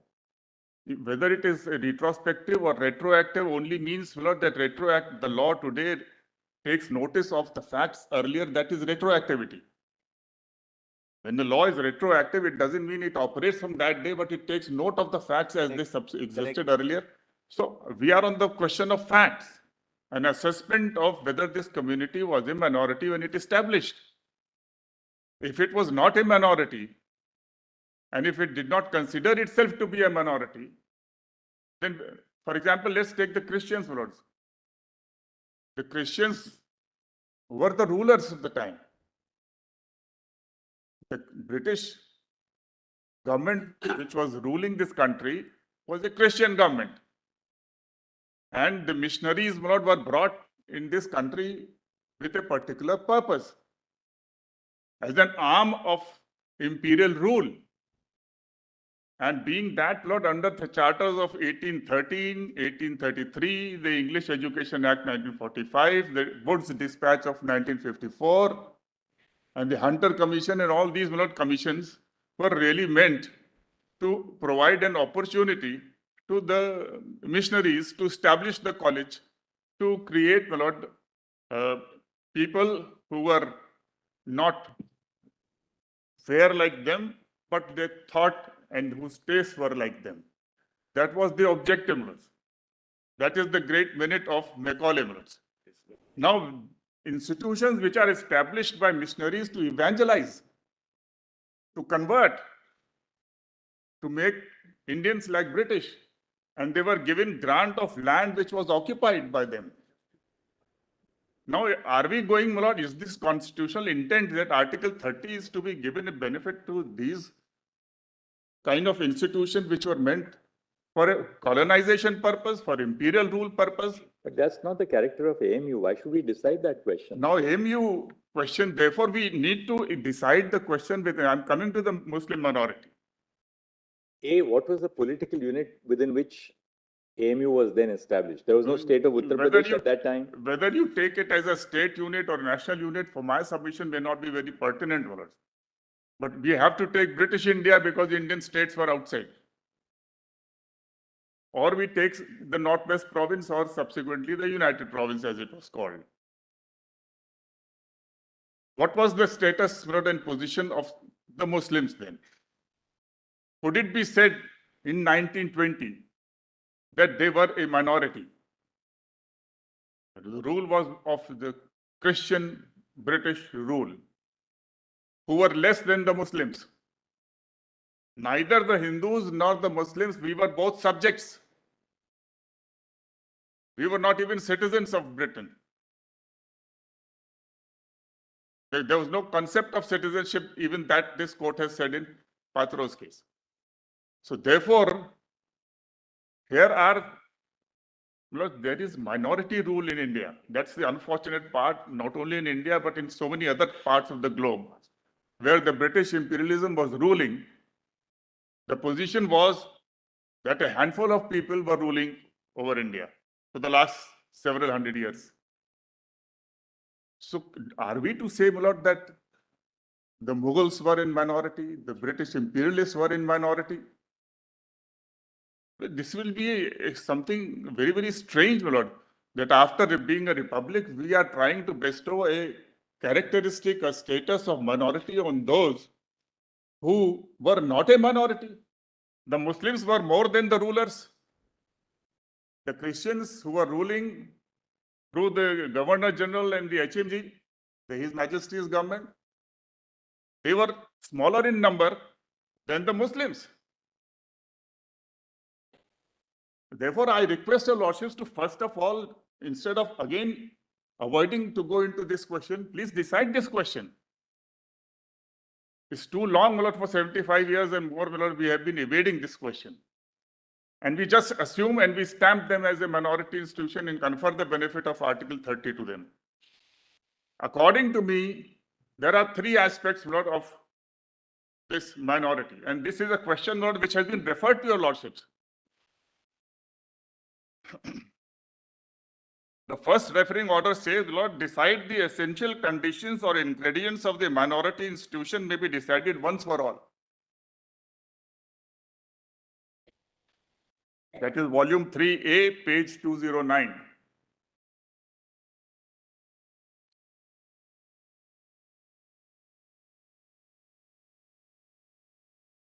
In my additional written note, Lord, which is 2J, volume 2J, in first paragraph, I have extracted this portion. Volume 2J.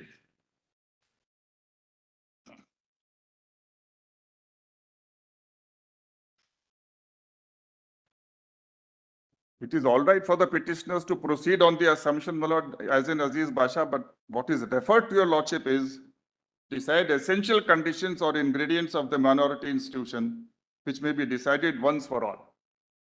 And the second referring order refers to TMA Pi, and that's one of the reasons for referring the entire matter to your lordships. That is question 3A, which is framed in that case, TMA Pi. What are the indicia for treating an educational institution as minority educational institution? Would an institution be regarded as minority educational institution because it was established by persons belonging to a religious or linguistic minority, or it's being administered by a person belonging to a religious or linguistic minority? So first of all, we have to decide this question. And I am placing three characteristics, which are absolutely essential. Why was Article 30 needed as a safeguard or protection? Because of the fear of domination by majority.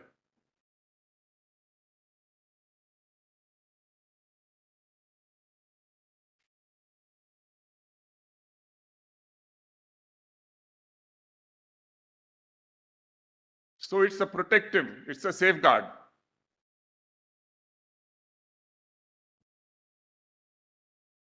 Number two, Article 30, Lord, will walk hand in hand with Article 29(1).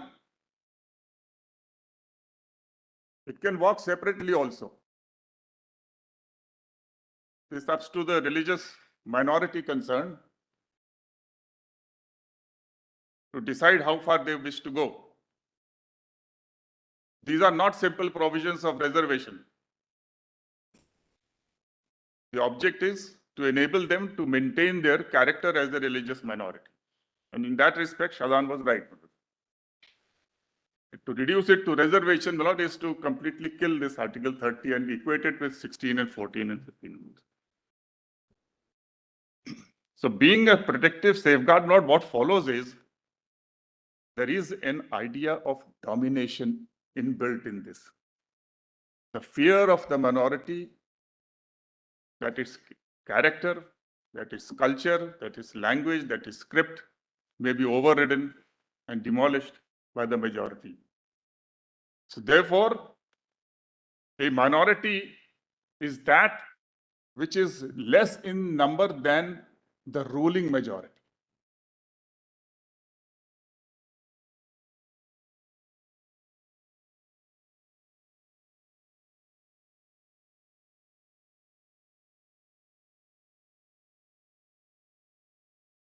How will you apply this test? This In test will apply. mathematical Who terms. was ruling at that point of time? Were you less than them or more than them? That means ascertaining. Ascertaining the numerical test. I call this a numerical test. If the Christians are ruling, you aggregate all the Christians, aggregate all the Muslims of various sects, and decide whether they are less in number or not. That's a numerical test in my humble submission. The second test is a test of non-dominance. So if that particular community, though being less in numerical, in numbers, if it is a ruling power, then it cannot be a minority. Less in number and non-dominant. Because that's the correct idea underlying Article 30. If you are ruling, then you don't need a safeguard. You don't need to protect yourself. That's the qualitative test. And the third is that the community which is claiming that status should be considering itself to be a minority. The group which is founding the institution should be considering itself to be a minority. Repeat the third test, Mr. Trivedi. The third test is that the community which is claiming to have established the institution should be considering itself to be a minority. The founders should consider themselves to be a minority. Minority, yes. If they reject that claim and seek some other status,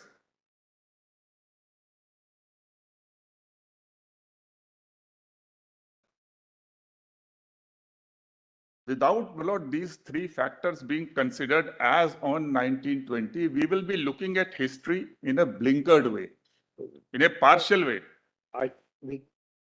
On that aspect, you see, the third aspect, leaving the third aspect slightly aside. When we refer to a statute being retroactive, we'll have to, and also take into account what is the object and purpose of the Article 30, which you have yourself articulated. We go back in point of time to find out who are the person who has established that institution. But the question whether they were in minority or not at that time may not be relevant. What will be relevant is whether on the date when the issue is being examined, whether they are minority or not. No, the issue is they have a right to establish. Today, no dispute. What you are saying is we'll have to go back in point of time and examine whether when it was established, it could be treated as a minority institution, because there was no concept we are of. going back. We are considering who founded in 1872 the primary school, who founded it, the secondary school, who founded MAO, What is the parameter? who contributed. We are going back. We are going back. But we want to stop, and we don't want to consider the character of this group at that point of time, the character which this group was claiming for itself. But Mr. Dwivedi, apply your three tests. Your first test is minority has to be less in number than the ruling majority. Yes. Now, going by that test, the ruling majority, as you rightly said, was the imperial government. Therefore, those people who founded were certainly less in number. Those who were ruling were a ruling minority. There was no minority. Right, but And Muslims were more than the Christians at that time. that can never be the test, Mr. So, therefore, that's the whole point. We want to consider everything in history, but not that part of the history, my lord, which is absolutely relevant, my lord, to the Because, well, establishment. because we were ruled by colonial power, which was hopelessly, of course, it was a minority, but that's the whole point. That was the whole, that was the whole genesis of the freedom movement. But to therefore say that any claim for minority status has to be rejected because those who were ruling were in any case a minuscule The minority reason is this. would be, can we now deny minority status because of the fact that, well, the rulers were in any case in a minority? The whole problem is arising because the constitution has given a right to the present minorities, the Muslims, the Christians, and whoever else is involved, to establish and administer. This is a right which is given by the constitution and operates ex post facto. But by judgment, my lord, we have tried to accommodate and extend it to a scenario which existed prior to the constitution. So therefore, to see whether you are entitled to a constitutional right, you look at the status or position as on the birth of the constitution, And even afterwards. right? And thereafter.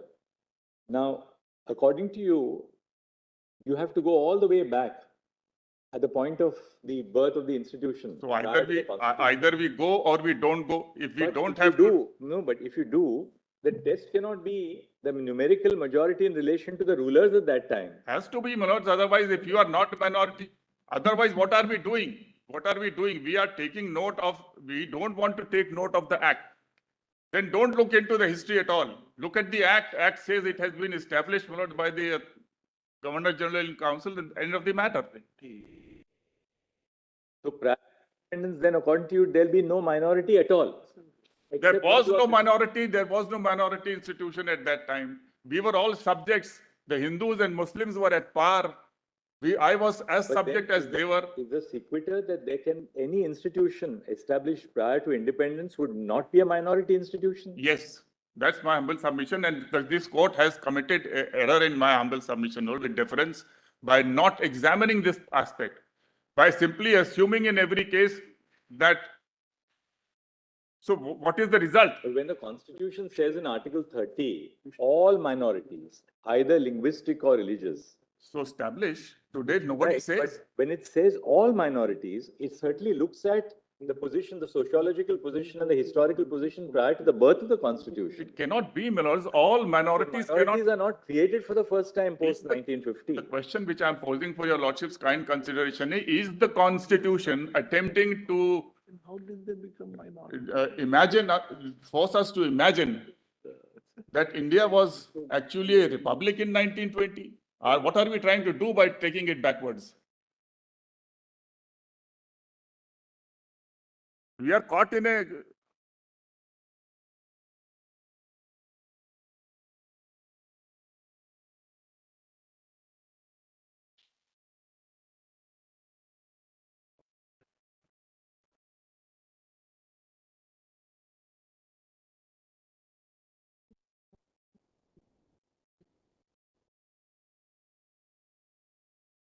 Of course, it's all. How many judges? 9? 6 or 7, just tell you.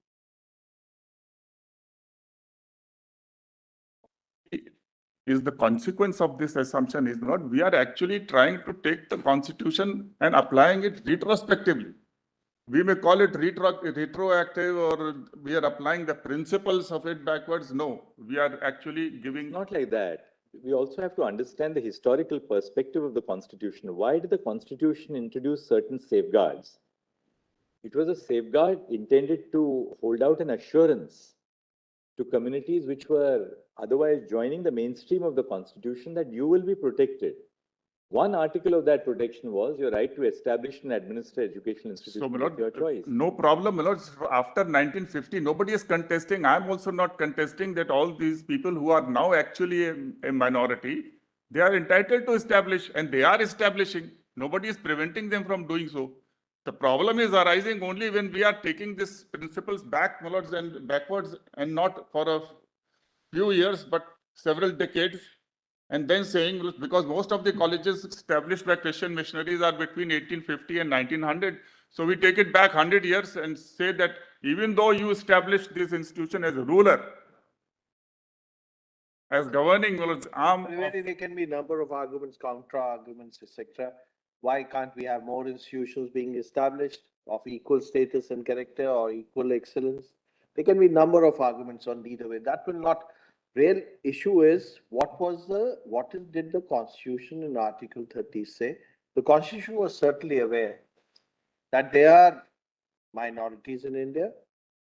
There is some safeguard to be, in spite of the partition of India being on religious line, they said, we will adopt and give certain safeguard to the minorities. That's the commitment of the Constitution. And on interpreting that, if we accept your argument is, all institutions which had come up prior to 1950 will no longer, there is no need to examine whether they are minority institution or not. that is correct, Lord. That's what I'm submitting with, and this is something which your lordships have not debated and considered and decided. Mullahs, in Kerala Education Bill, I'll just read, there is no reason why the benefit of Article 30, sub-Article 1 should be limited only to educational institutions established after the commencement of the Constitution. The language employed in Article 30, sub-Article 1 is wide enough to cover both pre-Constitution and post-Constitution institutions. 7 judges of this court. I have to revert it to 9. No, it doesn't matter, 7, 9 and 11, Lord, that's for lordships to decide, but the If you question, disagree. what is INRI, Lord, Kerala saying? Kerala is not saying, Lord, that they were considering a presidential reference. So supposing, Lord, before the Constitution, the Parsis have established. They are numerically small. They were a minority. They were less than the Christian ruling powers. They will be entitled. So it's not saying don't examine whether you were a minority then or not.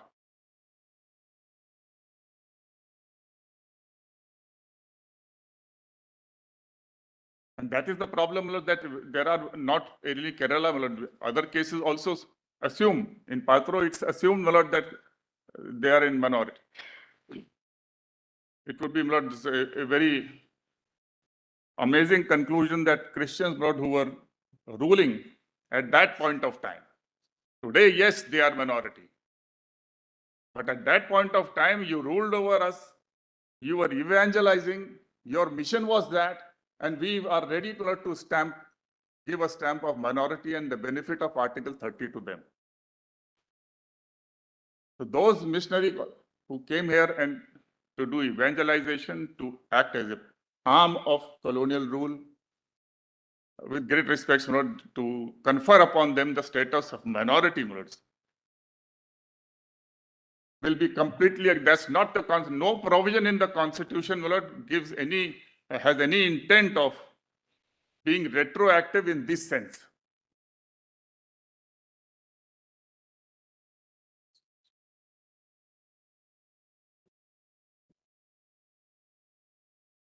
They were the arrowheads of Western cultural imperialism in India. And we are saying that you are minority, you get the benefit of Article 30.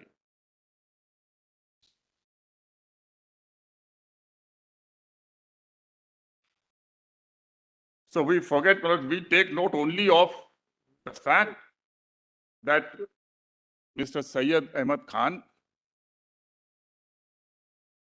was inspired. He wanted to attract Muslim youth to Western education. So he set up a primary school.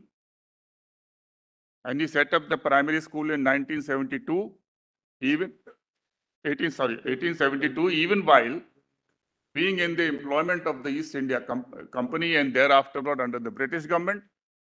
He retired from the British government service in 1878. So as an employee of the British government, he establishes a primary school, then secondary school, and then MAO, gets a grant from the British government, and then he becomes an Imperial Council member for 8 years. And then he becomes a member of the Council of the Northwest Province. So what he's acting as an arm of the government. Look, British government had certain specific intent with regard to Muslims and Hindus. So again, Lord, we have to forget all those things. He was an arm. Whilst being a government servant, he is establishing this. With the aid of government grant, with the aid of government money, with the aid of money which is coming from the Nawabs who are of the Indian state, which is also a government.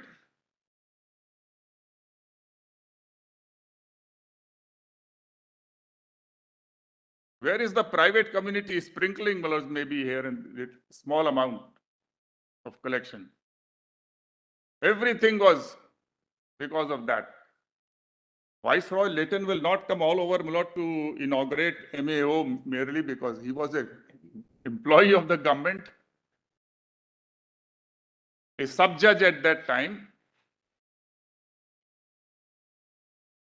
and therefore he comes there with their own objectives, imperialist objectives.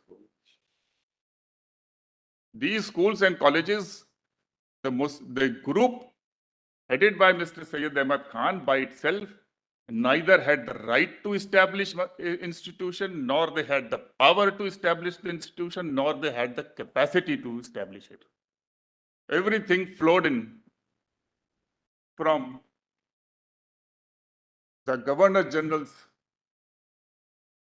government and from the provincial government. The 30 lakhs money came from Nizam. He is a ruler of the Indian state. But we can start looking at his face and his belief and then say he is a Muslim. But he is a ruler, monarch. Maharaja Patiala, he was a monarch. Maharaja Vijayanagram, he was a monarch. They are all made patrons, lords, in the AMU Act. Where from the fund is coming? Not from the community, but from those who are governing the British government itself and the loyal princes. Now we can say we will not look at the loyal princes, but the Chamber of Commerce Princes, which was constituted in 1923. We can also overlook that the princes were not the breakers of storm which comes in India. The freedom struggle, every force which was against the freedom struggle, to all of them, we are very grateful and we confer the status of minority. It's not established by them. They don't have the capacity. They could not run it. Yes, they wanted a university to request and to negotiate non-essential terms and to be members of court. If that is sufficient to establish, I submit it is neither founding nor establishing.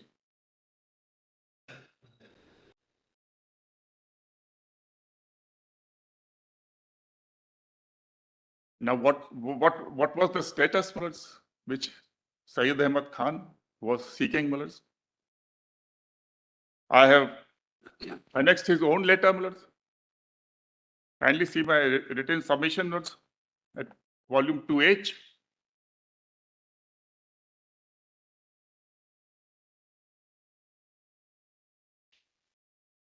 Page 18.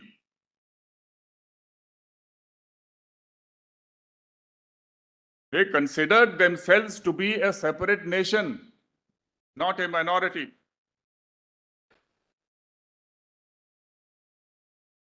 And he is the founding father of this. Kindly come to page 18, the footnote where the letters was, which is the speeches which he gave in 87, 88.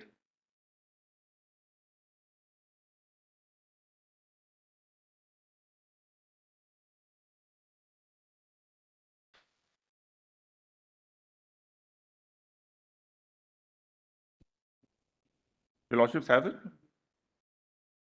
We ought to consider carefully our own circumstances and the circumstances of government. If the government entertains unfavorable sentiments towards our community, then I say with utmost force that these sentiments are entirely wrong. At the same time, if we are just, we must admit that such sentiments would be by no means unnatural. I repeat it, if government entertains these bad intentions, it is a sign of incompetence and folly.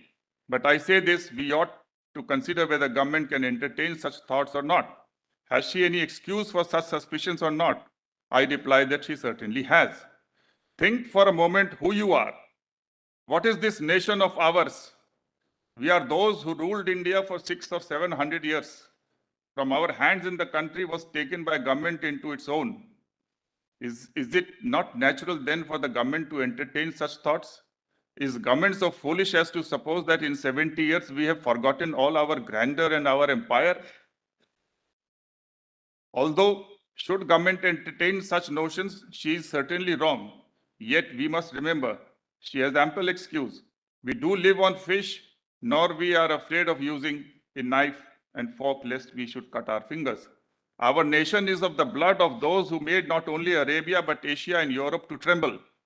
It is our nation which conquered with its sword the whole of India, although its people were all of one religion.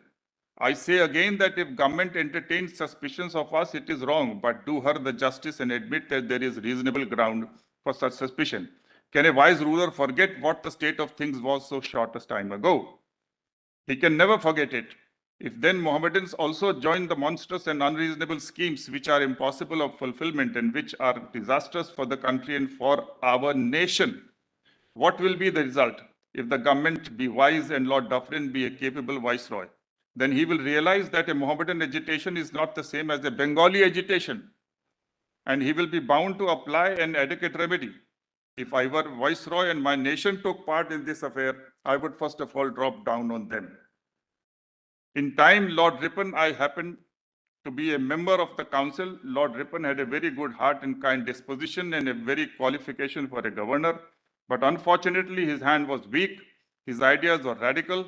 At that time, the local board and municipality bills were brought forward, and the intention of them was that everybody should be appointed by election. Gentlemen, I'm not a conservative, I'm a liberal. But to forget the prosperity of one's nation is not a sign of wisdom. The only person who was opposed to the system of election was myself. If I'm not bragging too much, I may, I think, say that it was on account of my speech that Lord Ripon changed his opinion and made 1/3 of the members appointed and 2/3 elected. Now just consider the result of election. In no town are Hindus and Mohammedans equal. Can the Mohammedans suppress the Hindus and become the masters of our self-government?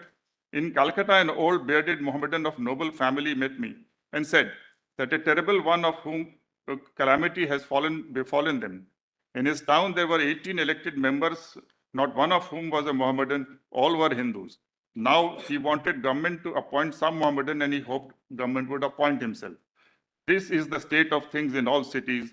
In Aligarh also, there are not special rule. It would be impossible for any Mohammedan except my friend so-and-so to be elected. And at last, he too would have to rely on being appointed by government.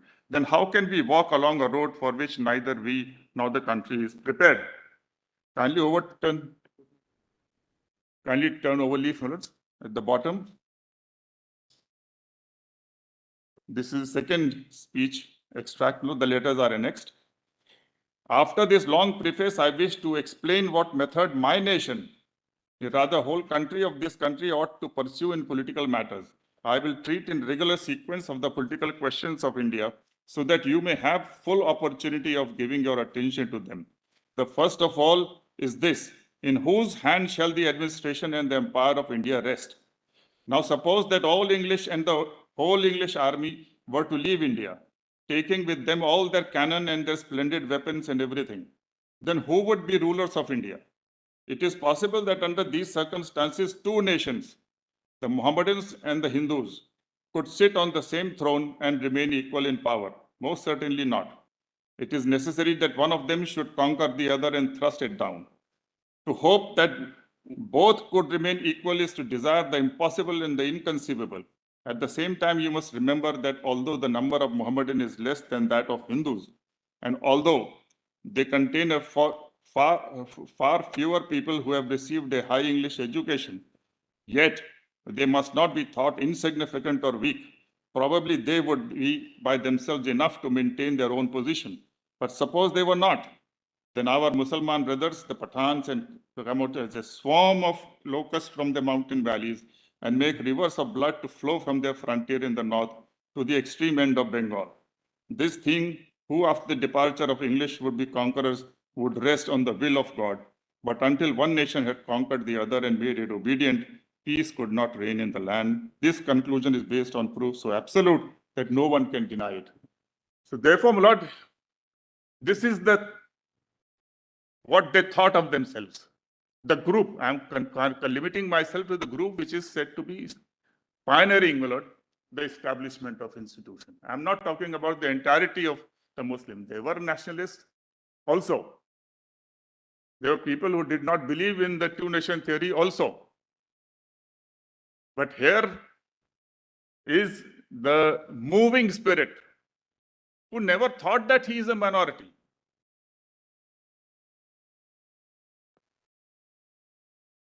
His spirit was that we are nation. His spirit was that we have to be loyal to the British.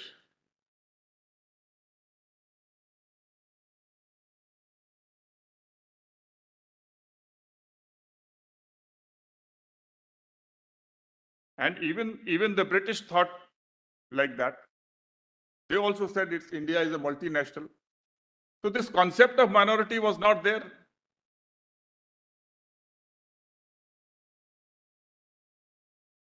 Should we then, my Lord, ignore all these important aspects of history? At no point of time before his death in 1898, he changed his views. And it is this inspiration which led to the grant of separate electorates in 1906 and the division of Bengal in 1905, which led to the freedom struggle, my lords. And why did this movement for University of BHU and this start, my lord, in 1915 and 1920? Both cases, the request was made in 1911. That's the record on this, Mr. Shafi's speech itself. The request was made in 1911 when the Prince of Wales was visiting India, when India, my lord, the capital was being shifted to Delhi, and Bengal was reunited. That's why in the speech, my lord, all this is coming.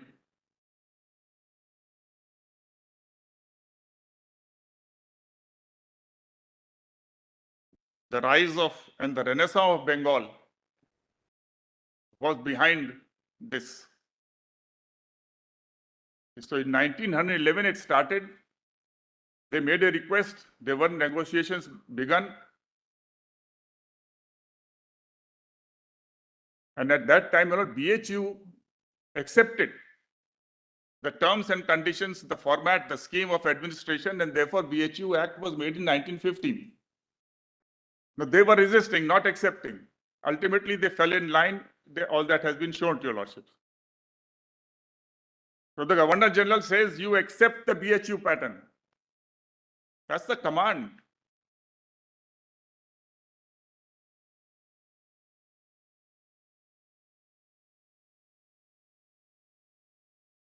There was no choice to them.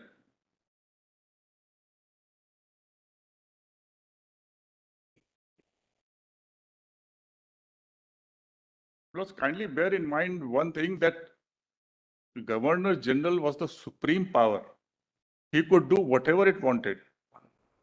It is one thing to say that the university is established by the Muslims. It is another thing to say that the university was established by the Governor General in Council for the Muslims. There is a distinction between by and for.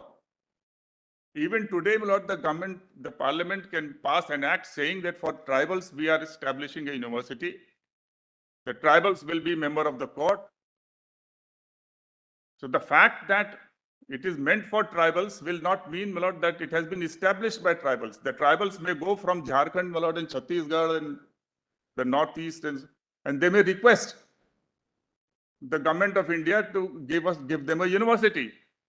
They are not getting enough educated students from their midst. And Acceding to the request, the parliament passes an act saying that this will be a tribal university. So it's not established by tribals.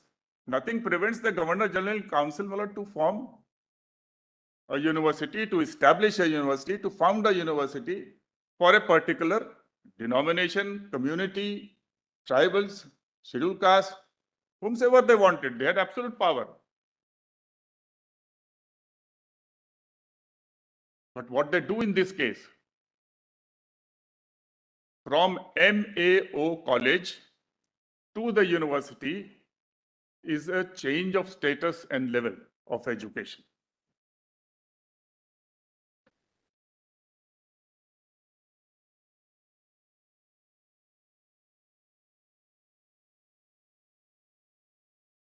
I have, Lords, in my written submission, Your Lordship, because of time, Lords, I will not be reading through all the paragraphs. I have brought out, Lord, from the basis of Wood's dispatch of 1954 and the Hunter Commission, because the Hunter Commission was not concerned with university. It is the Wood's dispatch, Lord, which is the foundation. Wood's dispatch 1954, which is on record, placed by the government, which is the starting point of universities in India. First, Lord, in 1857, 3 universities: Calcutta, Bombay, Madras. All 3 established by Act, initially, Lord, as an examining university, then in 1860, Lord, to award degrees and teaching also. In 1882 comes the Lahore University in Punjab.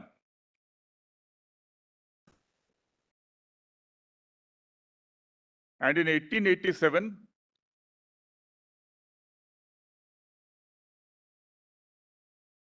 the Allahabad University.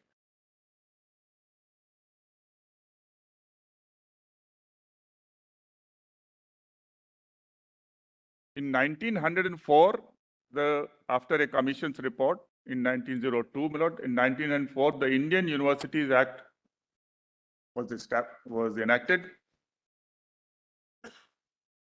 And all its provisions were read into the act of the 5 universities which were existing. It says so in section 2 that all the provisions of this should be read into that. It provided a particular structure of administration.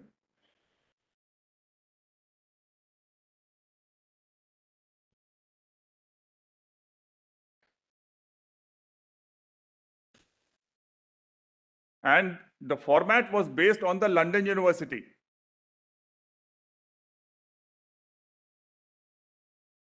Now, what is the importance of this, Manoj?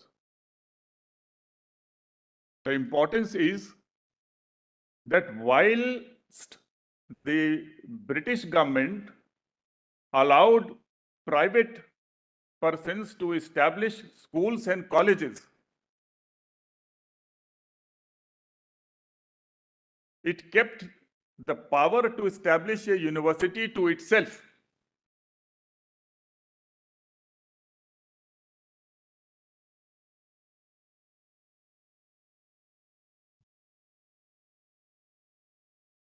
There is no British policy shown to your lordships, and based on these policies which we have placed on record, there is no British policy which enabled private persons to establish university.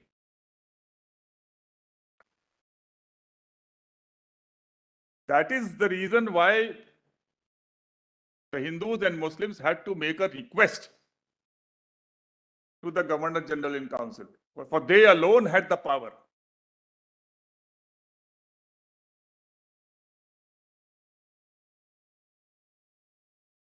In fact, in the Lahore University, I have mentioned, there was one gentleman, he was a Christian, and he led a movement, and he made a request to the Governor General in Council to establish the Lahore University. So the fact that somebody is behind the move, behind the request, or contributing some little thing, some existing property, that is not founding, that is not establishment. In my submission, my lords, founding and establishment are synonymous. It can't be founding that I have gone into the Governor General in Council. So you say you have not established, but you have found.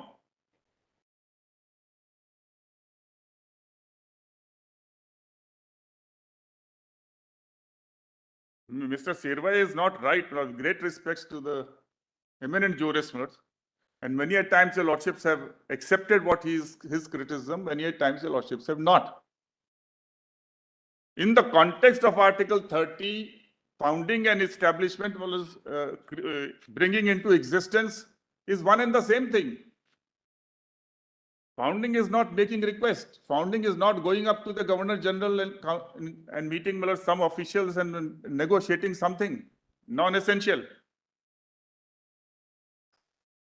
Supposing I go to the Governor General and say, Lord, I have some little property of 5 acres.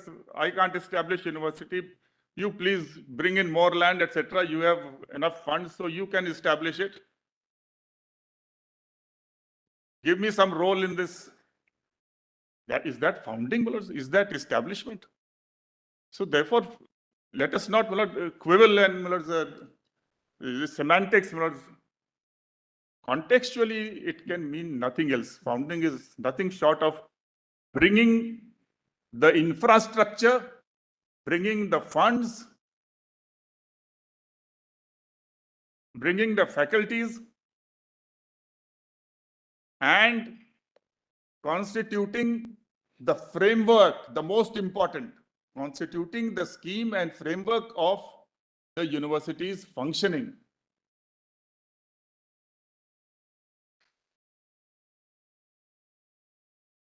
Today, minority institutions are being established. It is the societies and the companies which are formed which present their own scheme of administration.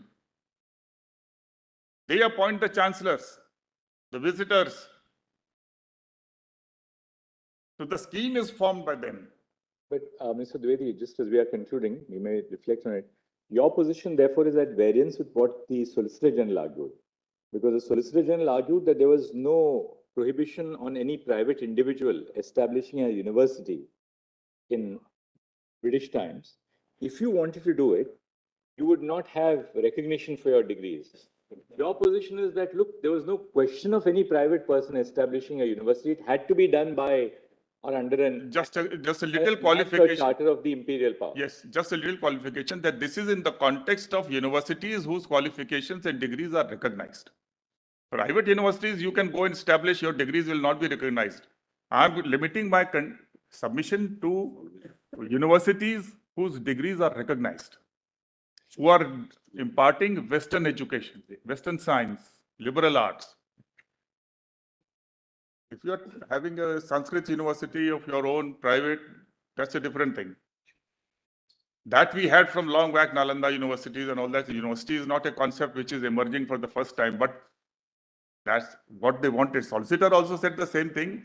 He was referring to Vishwa Bharati and other Kashi Vidyapeeth and Jamia and so on. So that's there you don't require the Governor General. And there was no law which said that you can't use the word university like today. But if you wanted to have a university whose degrees are recognized, then only Governor General could do it. There was no policy. University as a subject was expressly excluded from the Hunter Commission. Kindly advert to the recommendations of the Hunter Commission. It was excluded.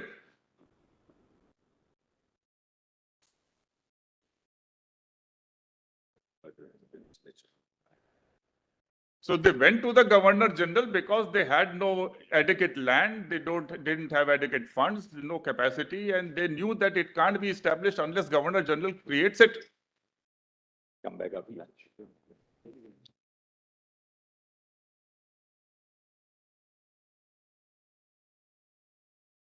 40 minutes.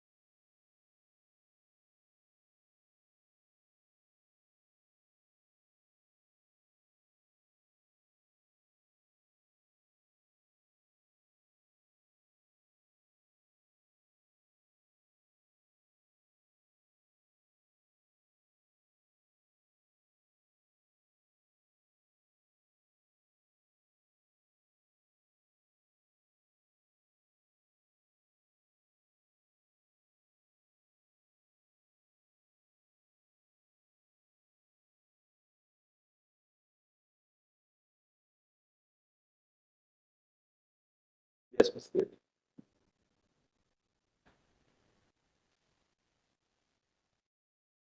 But before I proceed, Lord, I will request your lordships to have volume 2J.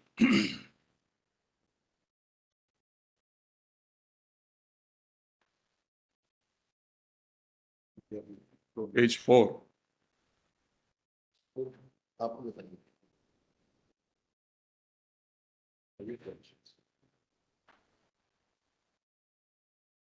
And kindly note these, Lord, the definitions of minority, which is from the United Nations General Assembly. Para 10, 11, 12, 13.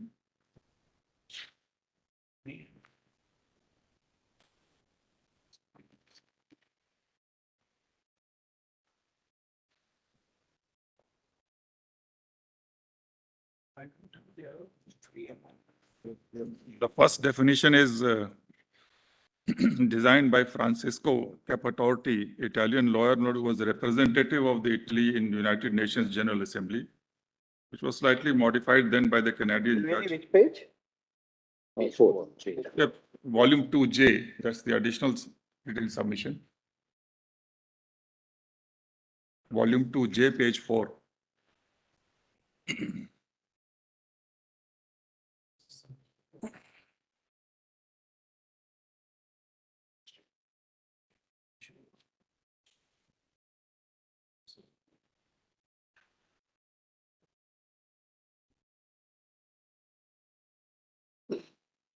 And in para 12, those definitions find resonance in United Nations Commission for Religious and Linguistic Minorities.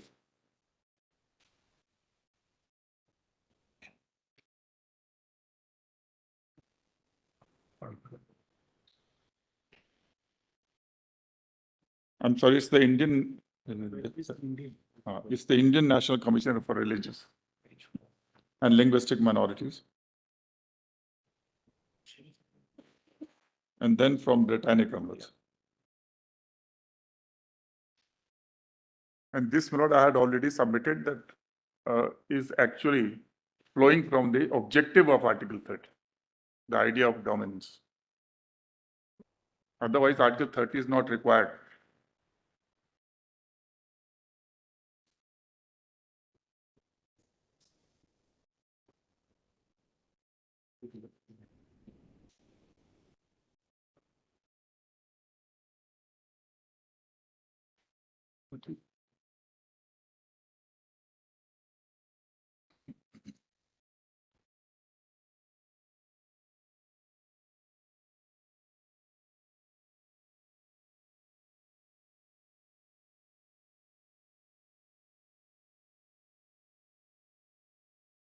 And also note at page 9, para 24.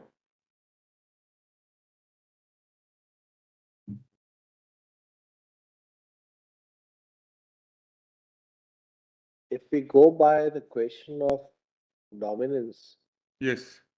may have some repercussions, even may have a lot of repercussions otherwise. But Otherwise, it matters not what repercussion it has. The question is to define. This court has been avoiding definition.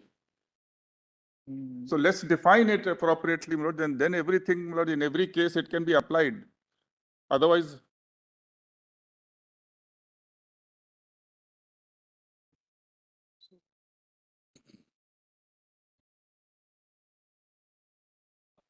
Your approach, Mr. Dwivedi, would be that the conferment or denial of minority status would depend upon the position of the founder in relation to the dominant ruling group, not the position of that minority in relation to the ruling group, but that the founder, for instance, in this case, it may be well conceivable that the Muslims were in fact in a minority, I mean, in the constitutional sense, I'm just using it as a tag. But you are saying that because Sir Syed Ahmad Khan, he became a sub-judge, he was employed in the British East that's India a separate Company. argument. Therefore, That's his relationship with the government was not, he didn't consider himself to be a No, minority. that's a separate argument. That's the third limb. So it has to be the position of that group. It's a group right. It can't be in relation to the position of the individual, No, no, qua no. the rest or. I'm sorry, Manoj. I said there are three aspects of minority. One was numerical test. The second was the dominance test. The third is, did you consider yourself to it? So that part of the submission pertains to the third limb, But not the the second. dominance would pertain, even if applying your standard, to the entirety of the community. It can't be the dominance in relation to the founder. Well, sir, That because the founder was kowtowing to the then powers that This be, is either in pre or post independence India, therefore that. with you utmost lose your right. deference, my lord, minority is a political concept. It relates to somebody, some group which is in majority. It's a political relationship which is now, my lord, enshrined in the constitution in the form of Article 30 for futuristic purposes.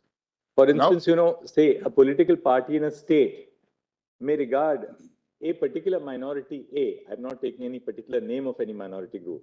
A political party in power in a state may regard that minority as a very valid constituent, a very important constituent of its vote block.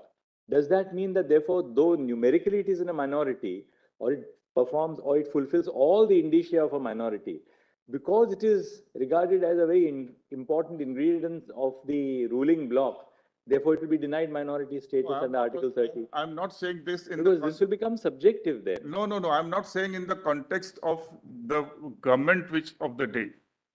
I'm talking in terms of the community which is ruling. We are talking of 1920 when a particular community was ruling to the Governor General. Take the community as a whole. Neither the Muslims nor the Hindus were part of that government. We were subjects alike. And we were equal in the sufferings. So therefore, both the Hindus and the Muslims would fulfill the indicia of minority status. No, there's no question of minority. The relationship was of the imperial ruler and the subject. We are all subjects. We are all treated alike. All subjected in the same manner. So there's no question, as the Solicitor General also said, that there's no concept of minority then. We are trying to foist something, my lord, backwards, my lord, on a statute made by an imperial power which was not there. No, this is just a fiction which we are creating. How do we do it? What principle, my lords? How do we, my lord, extract the principles which this court has laid down over the course of years, my lord, up to TMA Pi, and then say that we will apply it to 1920 and then discern, my lord, whether this particular community was. Because the claims of those who were established pre-independence are also subsumed within Article 30. It's not that because you have been established before independence that you are not entitled to 30. That's the question which I'm raising for your lordship's consideration. Your lordship may not accept it, but then that has to be decided. Because your lordships, my lords, have at least 5 cases I have cited in. But therefore, is your contention that because prior to 1947, there was no concept of minority as we constitutionally recognize it today. Yes. Therefore, it means that any institution which has been recognized, which has been established before 1947, or really before the advent of the Constitution on 26th of January 1950, no such institution would be entitled to claim minority status. It will boil down to that. It will boil down to that, my lords. And the only exception which can be drawn, my lord, is a principle where some community was actually a minority, not in power, not in dominant position, like Parsis I gave an example. But there again, you say that the whole concept of minority was non-existent before. Not in existence, but they were in numerically test, and the dependence non-dominance test, if applied, can probably, if we stretch Article 30, it was never meant to apply by any principle backwards, my lords. Just see, there are 5 cases in para 9, para 24, page 9 of the same submission. Really, there may be some difficulty also because these definitions which you are reading of Western philosophers, etc., or West UN, etc., are made in a slightly different context. Whereas when we are referring to Article 29 and 30, we are referring to certain things which are provided in the Constitution. What is in the Constitution itself? Because let's take the example, say the South Africa. The majority community, in fact, was not dominant. There are numerous examples in. Now, it's also possible, therefore, if that is, if we go into all that, they can be also, they will be difficult. So when they're dealing with that, because here in India, we have given protection to various groups also. Ones which are marginalized, socially marginalized, we have been given protected. There are certain benefits also. Positive affirmation is also there. That's all right. It doesn't impact that much. So therefore, Reservations when are we are not referring impacted. to, when we are referring to 30, should we apply these definitions over here? No, this definition is applicable independently. I had made a submission that the object of Article 30 is safeguard, protection. So that's a separate From argument. that flows dominance. So this definition is apt. It is in sync with what I have submitted respectfully. That you are numerically less and non-dominant. The problem which your lordships are posing. Then also dominance can keep on varying from time to time. No, we are discussing, we are based on a Let's assume- constituent. if we talk about political dominance, it can vary from time to time. No, now we have a constitution, a republican constitution. Now Article 30 is in the constitution. So we have to proceed with the constitution as from 26 January 1950 onwards. How do you? And dominance is also a function of socio-economic advancement. What if there's a community which does not have the benefit of education, as the Muslims were at that time? Community which was not highly advanced socially, economically, educationally. These tags of minority status. From the angle of Western education, everybody was in minority. If this test is applied, nobody had, it all started in 1957. Universities, there were hardly 5. So we were all, my lord, in the same position. It's not that the Hindus, my lord, had Western education and the Muslims did not have. That may indicate that the constitution as framed did not mean to apply this test of dominance, because otherwise even Hindus were a minority in that. Constitution has to, my lord, constitution you may not apply or apply, my lord. The point is, how do you apply any principle of Article 30 backwards 30 years ago and even 100 years ago? What are we doing? Well, in 1950, all missionary colleges, which is called, my lord, college period for the missionaries, 1850 to 1900. So what are we doing, my lord? How far we are going back and taking these principles and judging, my lord, their status and giving them, my lord, the imprimatur of 30? Now, if the college is doing good, my lord, why will Parliament or any legislature, my lord, do something which takes away anything from that college? We have to trust the Parliament in that respect. Why extend 30 is the point. Alright, I'll ask you another question. What was that, what change took place on 26th of January 1950 that the Muslims, which according to you would not have minority status before 1950, suddenly acquire that minority status post 1950? What was the big change which took place? The big change happened was that after, my lord, whatever I had mentioned earlier, the separate electorates, weighted reservations, and this theory of separate nation, 1930, Allama Iqbal repeats in the Agra session of Muslim League. And from 35 to 47, entire Aligarh Muslim University, my lord, barring some exceptional individuals, was pioneering the Pakistan movement. Mr. Sibbal, perhaps, or Mr. What happened on 26th of January 1950, which then elevates By that time, India stood divided. And therefore, But whoever. in relation to your threefold test, what is the change which takes place on 26th January 1950? Change happened that those who were left behind, who had been beguiled into that theory of Pakistan, they were dependent upon a rule of the majority under the Constitution of India, which is likely to be most often of elements from Hindu community. But presumably even So therefore, my lord, they post-independence- needed, therefore, But presumably even after post-independence, the Constitution assured an equal citizenship to everyone, whether you are a Hindu, Muslim, Jew, Christian, Zoroastrian. those who were resident, We at a constitutional level, we assured an equal citizenship to everyone. That's right. right? In which case, how can anyone then claim that I have a minority status? Because Because this is of what the 30. Constitution assures me. Because of 30. But for 30, nobody could.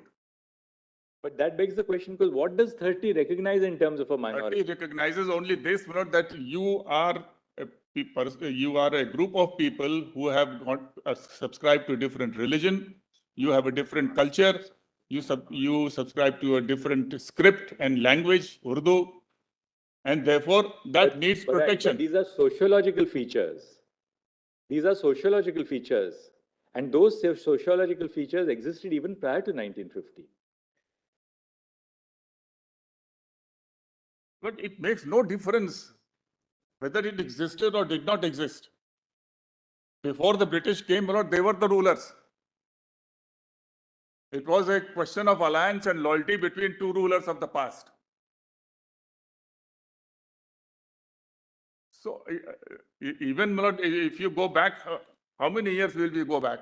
And say, even if 200 years back, some school was set up, so minority rulers. The rulers are establishing for dominance over this country, for imperial rules, for exploiting this country, for destroying this country. And whatever constructions were done by them was for their advantage. Incidentally, it flowed to the others. They thought we will produce brown sahibs, but our intellect was such that we produced a renaissance in Bengal and it flowed all over the country. So that was our potential. But their objective was that. However, that's my respectful submission, which your Lordship will examine, kindly, because we are, in no case we are defining, what is a minority. If you don't accept that definition or the definition which I am placing for consideration, there has to be some definition.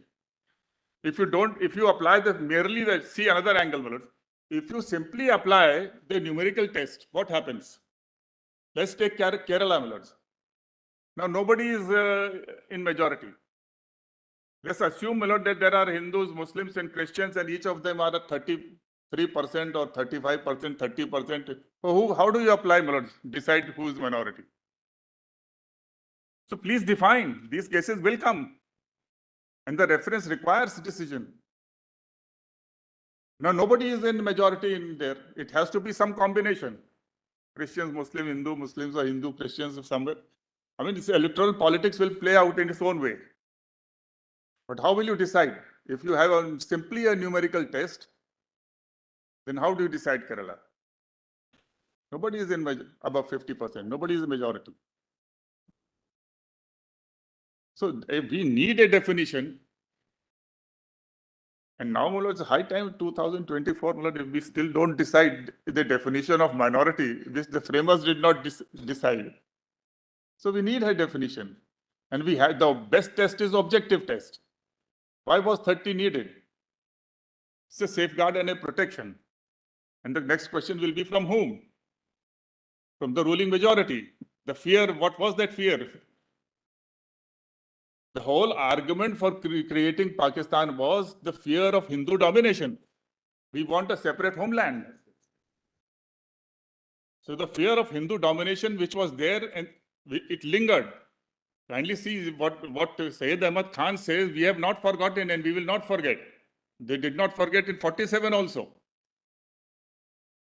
Gandhi ji pleaded with Jinnah, tell me maximum safeguards, whatever safeguard you want, I am ready to give. Agree to that. He said, we don't want safeguards because safeguards give us a tag of minority. Whereas if you agree that we are a separate nation, then that idea of minority transmutes itself and we become co-sharers. That's why, in the cabinet mission, they were giving parity at the top, central level. They did not enter the Constituent Assembly, which started on 9th December 1946, because we had declared it will be a republic, democratic republic. Votes will be there. He said, vote doesn't help me. I have got 1 vote, Brother Gandhi has 3 votes. So we will never be protected. No safeguard works. So when Pakistan was finally created, then this question was that, all right, this is the safeguard. Article 30. So your fear of dominance of Hindus, this is meant to protect that.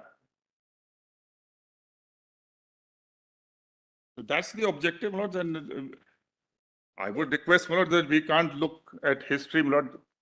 We must look at our history wholesomely. It's not a deprecation, lords. I'm not against Muslims, and all the Muslims in India today have hardly anything to do, my lord, what happened before 1947. So we are all bound by fraternity, otherwise also. So no ill feeling at all. But we must look at the history, and the greater problem arises when we don't look at the history squarely on the face. We want to avoid looking at it, and we ultimately create something which creates more problems. After all, Justice Vanchu and all the learned judges in Aziz Basha are witnesses to what was happening, my lord, all through the two world wars. Justice Vanchu became an ISCS officer in 1926. So he's the witness of all that. Salmon Commission and everything, Lord, he knows what was. That's why is he assuming? He doesn't want to go into that question and decides on this established. Because if you decide, go into this, whether Muslims are minority or not, at that time, there are complications. So why go into it? Decide on this basis. And this judgment has operated for a long time. The whole thing, this scenario has changed, to which I'll come advert to later on. For the time being, kindly just note, my lord, these judgments which I have mentioned in para 24 of page 9 of the same book, which say that fundamental rights cannot be applied retrospectively. If they cannot be applied retrospectively, then the principles underlying those fundamental rights cannot be applied retrospectively. We can't judge. Which page were you saying, Mr.? Para 24, page 9, this volume 2J. Yes. And the learned solicitor has also, my lord, and is adverted to this. I've given the page and paragraphs.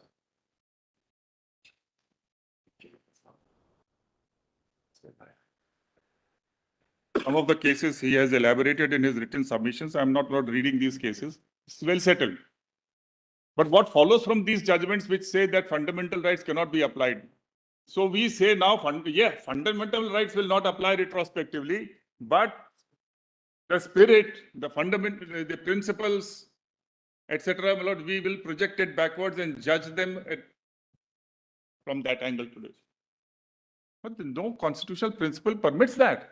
Mr. Dwivedi, merely because the circumstances relating to the transaction are partly drawn from the past does not necessarily render the fundamental rights retrospective. I understand the distinction between. For instance, suppose we are in 1951. Somebody has acquired a property in 1930. Property has come to a zamindar in 1930. Constitution is born. Property is expropriated. Can that person not assert a right under Article 19(1)(f)? Yes. Why? The reason I'll tell you, Lordship. Because that property. Because those certain antecedent elements are drawn from the past, the right, the fundamental right arises on the birth of the Constitution. That's right. Likewise, Article 30 is basically a group right. That group right comes to be recognized in the birth of the Constitution. Provided you had what does that group right require us to decide? Who establishes and who administers? Now, one way of looking at it was who is establishing it now in 1950? But that would not be a correct reading. Who established this institution on the birth or the founding moment, as they were saying? Now, the founding moment, you therefore look at not for extrapolating the fundamental right back to 1920, not at all, but to look at the circumstances in which that institution was created in the first place. No, but we are We doing may more. come to the conclusion that it was not created by a minority. It was created by an operation of law, by a statute. That's a separate issue. No, But we have to necessarily look, otherwise we'll be artificially restricting the operation of Article 30 only to those institutions which were created post the Constitution. When there's nothing intrinsically in the Constitution to deny that assertion of status to those who were in existence prior to it. So And now- I said, why stop at 30 then? Same thing will apply to 19(1)(f). Same thing will happen to, so apply to a variety of rights. Somebody sets up an industry in 1925. Industry continues. Does that person not have a right under 19(1)(g) on the birth of the Constitution? Now, You have a right. so let's examine this, my lord. Supposing somebody sets up an industry before the Constitution. He had a right to do it. He had set up an institution. He had a property right. That property right, by virtue of Article 395 read with 372, etc., continues. And therefore, the fundamental right he gets from the date. When we come to Article 30, the persons whom we are talking about did not have a right. There should be some right which is being protected and carried on in a different shape, in a higher pedestal. But if there was no right, and it was entirely on the mercy of the Governor General to do or not to give, then Lord, where is the question, Lord, of sticking this label on them?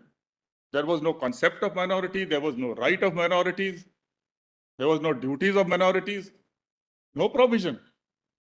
Nobody, and they did not claim that they are minority.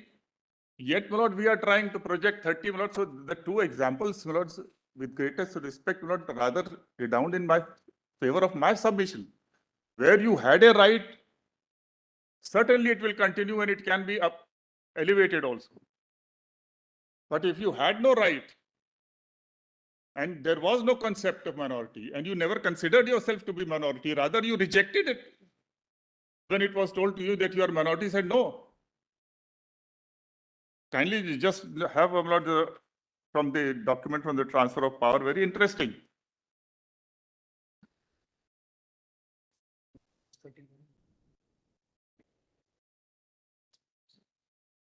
Page.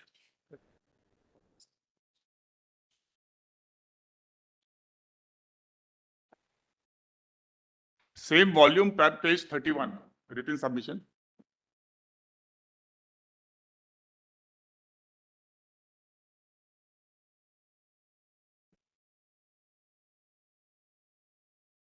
Para 8 at the bottom. I'm sorry, but underline words.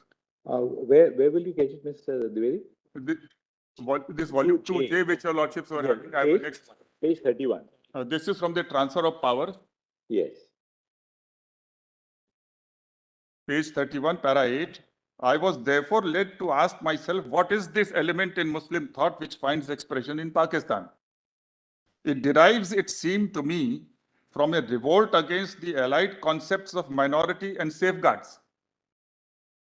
Experience under the Congress governments may have been the immediate stimulus, but the real motive goes deeper. Nor does it lie in the recognition that safeguards depend for their efficacy upon the presence of a third power to enforce them, a power which will disappear from the Indian scene with the coming of the dominion status. This is something happening relates to 1942. It lies more profoundly, though perhaps less consciously, in the knowledge that safeguards are designed to improve, but cannot radically alter the position of a minority which remains a minority. A Cinderella with trade union rights and a radio in the kitchen, but still below stairs. It is against this whole combination of ideas that Muslim mind rebels. The two-nation theory, which transmutes the ideology of minorities, is thus more fundamental to their present thought than the Pakistan theory, which transmutes the ideology of safeguards. From this new outlook of Muslims, there will obviously be no retreat. My conversations have therefore indicated that it is misleading to approach the general Muslim problem in terms of the same phraseology as we use about the interest of minorities like the Europeans, depressed classes, and so on.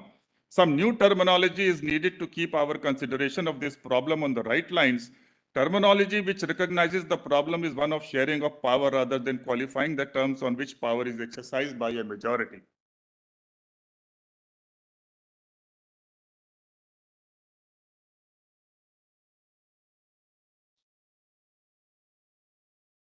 And also, Mullahs, at page 38,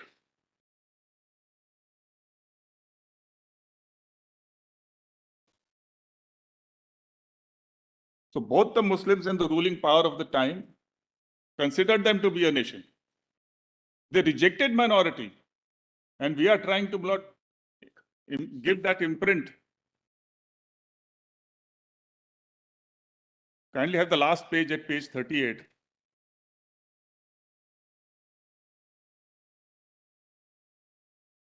The third line. That was the time, Lord, when Chiang Kai-shek was visiting India.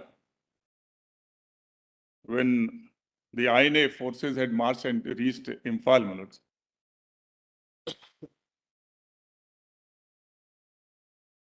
The third line, India is not one national state. It's two major nations being Hindus and Muslims, and 1/3 of India is under the princes.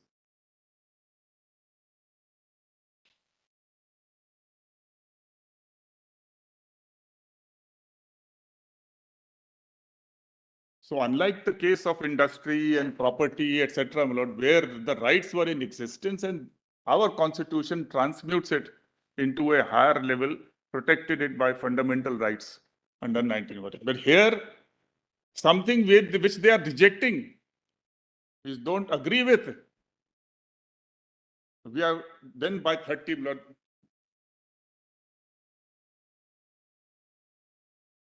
And this is all past part of history. My lord. I can multiply number of documents, my lord, but this is just to give an idea, my lord, about what they were thinking. And the person who's said to be the founder, his ideas, my lord, of separate nation continued to grip AMU. That is why, my lord, what was told to your lordship that when the president, my lord, at that time, Vice Chancellor Zakir Hussain, my lord, visited, he said that the future will depend upon how Aligarh looks to India. That was what was told to your lordship from the appellant side. Why was this said? Because Aligarh was with Pakistan movement.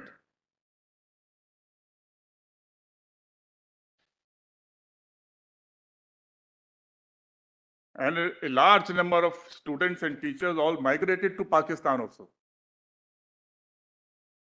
No, these are facts, my lord. I don't think, my lord, that it should be inconvenient to any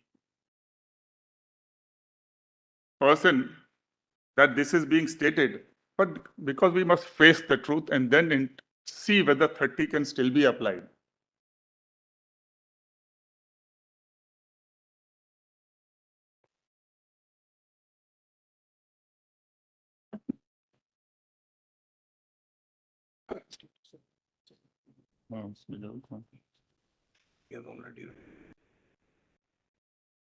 Yes, Mr. Devi. Now kindly have the main volume, my lords, of my submission to H.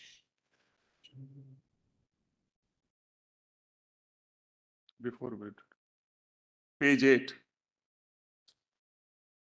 For a lordship's convenience, I will not read all of this, my lords, but this is from the Woods Dispatch.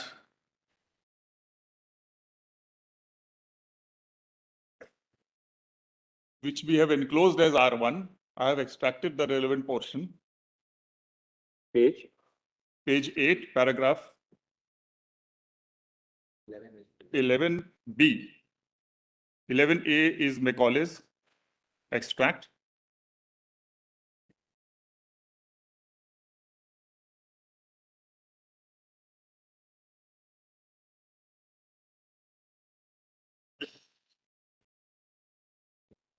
That minutes of Macaulay is also enclosed as R6.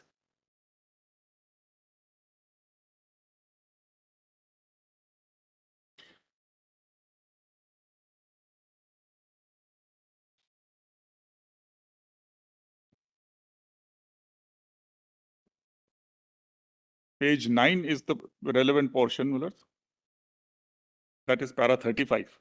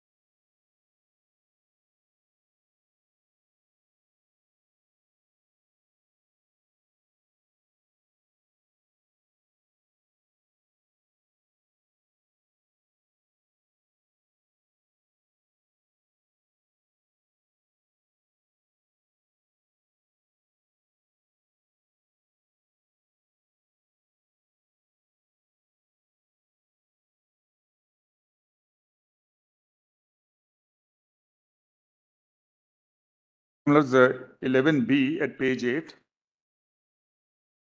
And kindly come to, these full documents are in volume 5H, Where will you get the volume? 5H.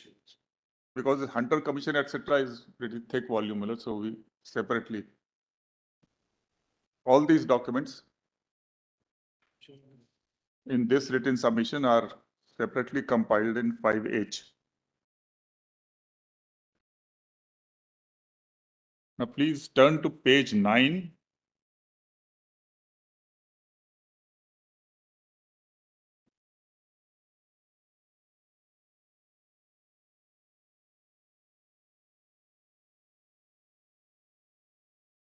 Para 35 from that document, Wood's dispatch.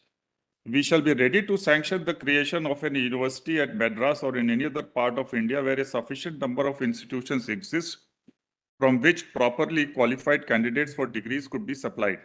It being, in our opinion, advisable that the great centers of European government and civilization in India should possess universities similar in character to those which will now be founded. As soon as the extension of a liberal education shows that their establishment would be of advantage to the native communities. Now, both the words founded and establishment are simultaneously being used, and the objectives are similar. Now, please turn to page 11. D. So, para D. Between 1857 and 1882, no other university had been established. The Hunter Commission was appointed by resolution of Government of India dated 3rd of February 1882 to review the progress of English education made in India. Specific instructions were given to the Commission with respect to primary education, secondary education, and colleges to examine further involvement of private efforts under the grant-in-aid system. That is Hunter Commission report, para 10, page 626. It is noted in the report of the Commission that after the disappearance of British East India Company, the principles of dispatch of 1854 had been confirmed by the Secretary of State in the dispatch of 1859. In para 46 of the report related to the Indian universities, the same is quoted below. Now see at page 12, the last bold lines of this sub-para D. This is regarding Lahore. Dr. Leitner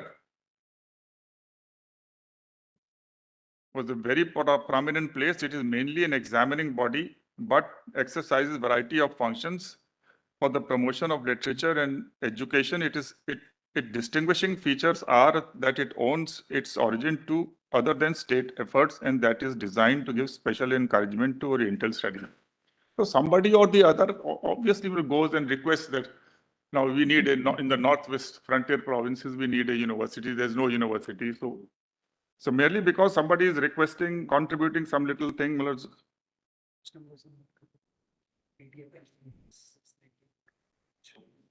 yes, ma'am.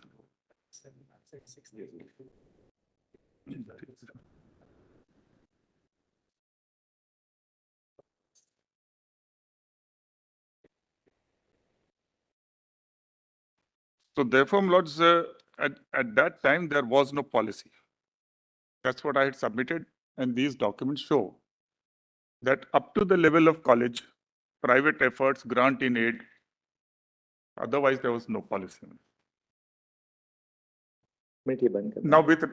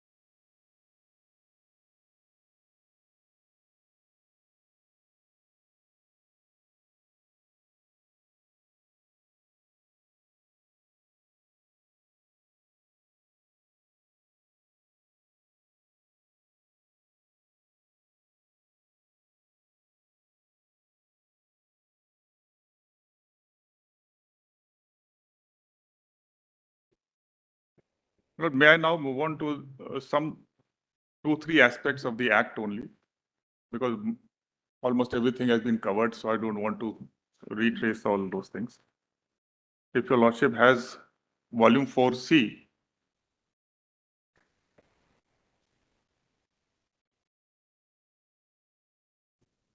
Volume 4C, Mr. Dwivedi? 4C, page 40. In this case, who are the two nodal council actually? You're the.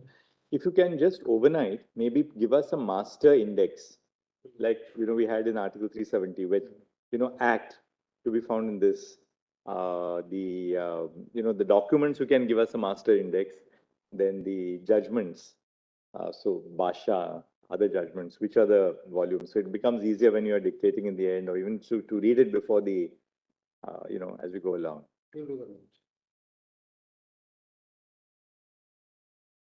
Just put it in a plastic, or just on any paper. And we'll give it to the court master, so he'll circulate to all 5 of us.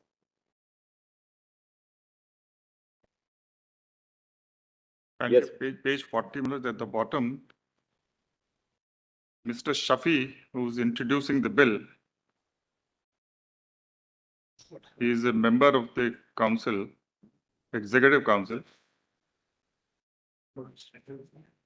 Sir, I beg to introduce the bill to establish and incorporate a teaching and residential Muslim university at Aligarh, and to move that bill be referred to a select committee consisting of the Honorable George Lowndes, the Honorable so-and-so, Raja of Mahmudabad. There were 5 British persons in this select committee and 5 other gentlemen. Raja Mahmudabad, Asad Ali, Khan Sahib, Shah Nawaz Bhutto. I hope not this name rings some bell. He is the father of the Prime Minister of Pakistan. Of Mr. Zulfikar Ali. Bhutto. And this something more very significant. All these 5 gentlemen ultimately were Pakistan supporters. And Shah Nawaz Bhutto is the person who in January 1947 came from Karachi and became the Diwan of Junagadh, Nawab Junagadh. The Nawab himself, my lord, was holidaying in London. Mountbatten never, my lord, summoned him for accession like he was doing with all others on 3 subjects. He comes back, Nawab comes back on 11th of August and signs accession in favor of Pakistan. And along with his numerous dogs, he vanishes to Karachi. Shah Nawaz Bhutto continued there to rule. In Junagadh. From Junagadh. And when this accession happened to Pakistan, then there were 2 other principalities, that is Mangrol and Babariyawad, which had been attached during World War with Junagadh. So they declared independence and acceded to India. Then Shah Nawaz Bhutto sent his forces to occupy Babariyawad in Junagadh. Then, cutting the other part of the story short, what happens is that Indian forces are sent, which take back and surround Junagadh. It is then that Shah Nawaz Bhutto, through the sea route, vanishes to Karachi, and the Junagadh was regained. So these are all forces, all these 5 gentlemen went there. In the negotiating team, M.A. Jinnah was also involved, which was negotiating the bill. And he was one of the persons who said that now, since it's it's all India importance university, therefore, instead of Lieutenant Governor of Northwest Province, it will be befitting to have the Governor General as Lord Rector.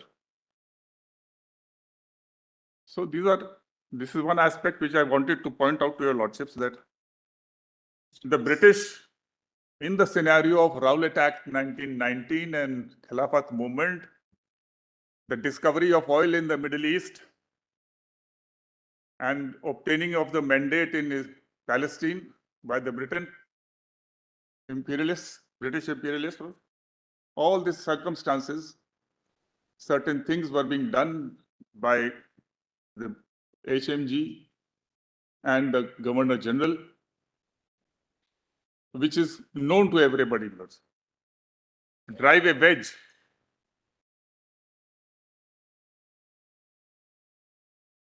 You also will find at the next page 41 bottom that this process began in 1911. The request. And it was granted only when they agreed to BHU in 1919. It took them 8 years to have that act.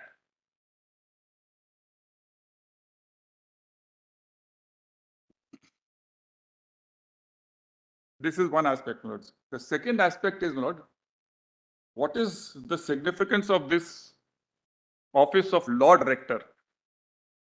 None of the universities which were created, established by the Governor General in Council, had this office of Lord Rector. We were told by the appellant's side, my lord, that all universities have got visitors. So what is so great about it? There are visitors, there are chancellors, vice chancellors, there's some supervision, some regulation. So now I'm trying to, my lord, make an effort to apply these principles of 30 backwards and see what's the consequence. Can we say that it was established by the minority? This special office of Lord Rector and Governor General as Lord Rector was only in these two universities, BHU and Aligarh Muslim University.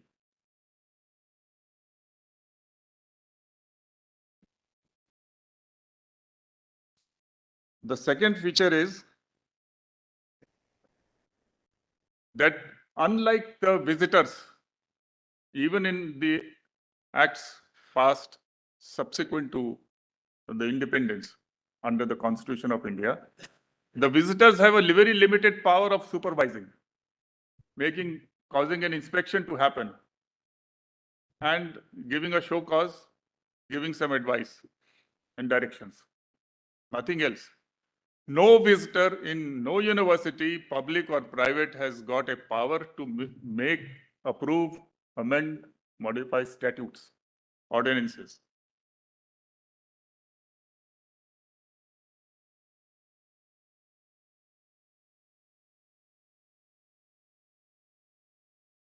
So in contrast to the visitor, the Lord Rector has very wide powers. One, the first statute and the first ordinances are all made by the Governor General in Council.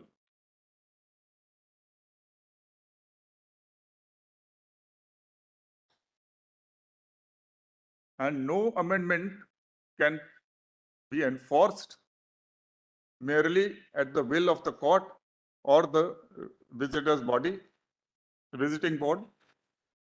It must get the approval.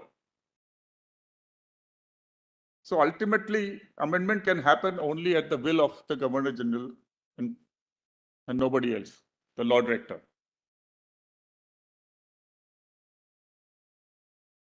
The statutes, the third, my lord, the statutes and the ordinances are the life and soul of a university. All universities function in accordance with that.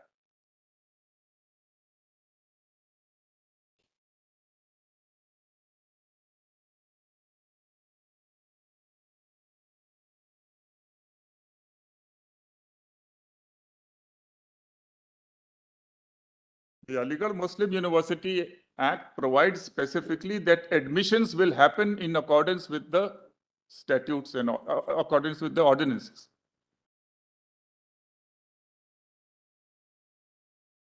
All policies in accordance with statute and ordinances. The court meets once in a year. So, where is the control in the court? merely because the name has Muslims and the court has Muslims and de facto there have been Muslims. It's all fine, well, no problem. Nobody has problem with that. Muslims are also Indian citizens, you know, they're like anybody else. So if the majority of students there have been Mullahs are Muslims, so Muslim vice chancellor and can be appointed, but that doesn't mean that they have established, therefore we take it again back. This de facto is also rolled back, Mullah, to 1920 to find out the establishment. As I submitted, the main part of the establishment under Article 30 is the framing of the scheme of administration. Please mark the words, right to establish and administer. The right to administer has to be in accordance with the scheme of administration which happens with establishment. But then aren't you drawing distinction between administration and legislation part in your own argument itself? No, there's no contradiction. With great respect, my lord. When you establish a university, supposing, my lord, let's take a hypothetical case. Today we establish a university, the law comes, X university is established, there's no framework. This is what happened in Yashpal. The appellants rely upon Yashpal. In Yashpal, my lord, by notifications under Act, my lord, universities were established, there was the shop. X university established in this shop, Y in that shop, and third in this house. No infrastructure, nothing. The court says no. If private people are establishing, then there must be infrastructure, there must be faculty, there must be all minimum rooms, etc., for where students will study. And until that is done, it cannot be incorporated. So what happened there was just incorporation of shops and houses and also on, and piece of open land university established.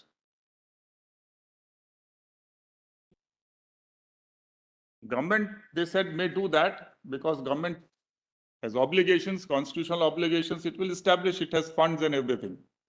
But one must know, there are no university shops. Therefore, when you establish a university, the scheme of administration has to be part of it. Who is going to be chancellor, who is going to be vice chancellor, how principal will be appointed, how employees will be appointed, how students will be admitted, how discipline will be maintained. So there has to be a framework. And that is what Justice Vanchu's judgment, Lord Aziz Basha, does. It looks into all the provisions and finds that the entire scheme of administration has been provided by the Act.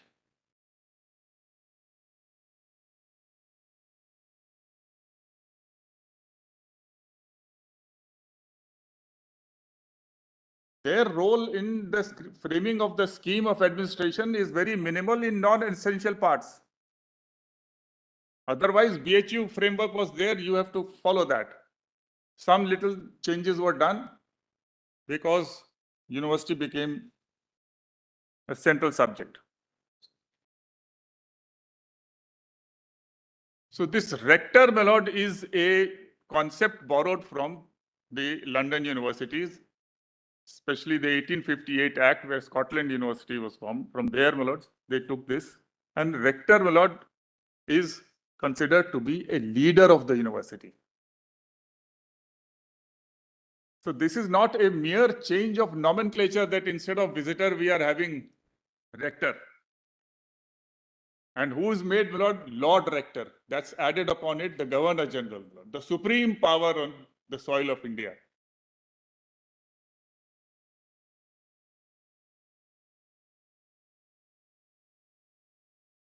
Nothing prevented the Governor General and Council from saying, my lord, that this MAO college is MAO university, as it is. And asking them to make some changes about visitors, etc. And just as today, the private universities are being formed. They could do anything. There was nobody to question, no judicial review. But they don't do it. They keep the power and entitlement to establish university to themselves. And this is the Lord Rector, Lord, which is provided. Entire scheme is generated from having the source in the Lord Rector. the Governor General in Council, with the sanction of HMG. Before this was established, sanction was taken from the Secretary of State in London. One last thing about this, my lord, is look at the court also, my lords. Volume 2B, my lord, in Solicitor General's submission.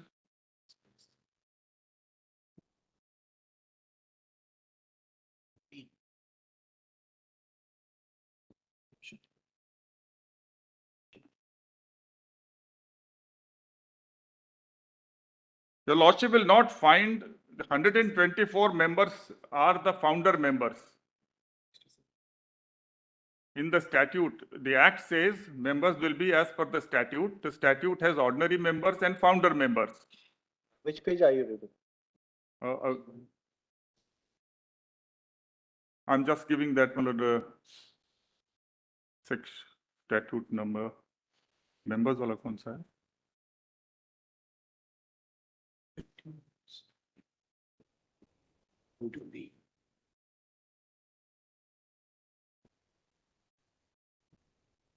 Yes, kindly have statute number 8, which is at page 160.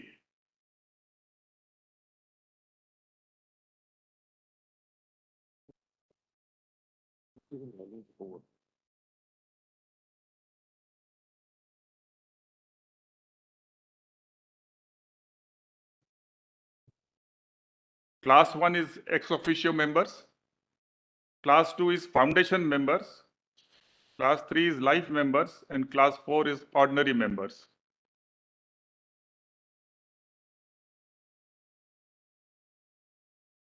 Now kindly come to the annexure, my lord, which is containing the names of the page 167.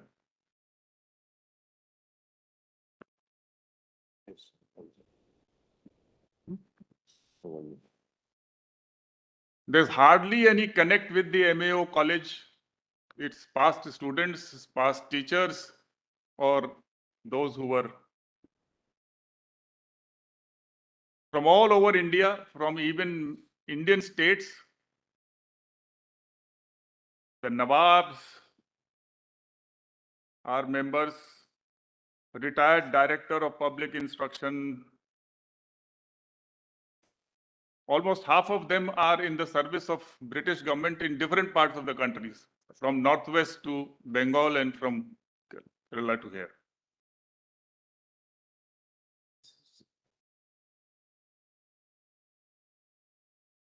Not one person. Some of them are even judges, 46 judges have high court, district judges, magistrates. 79 is Nawab Justice Sir Syed Shamsul Huda, High Court, Calcutta. So all over the place. Item 81, Muhammad Ali Jinnah.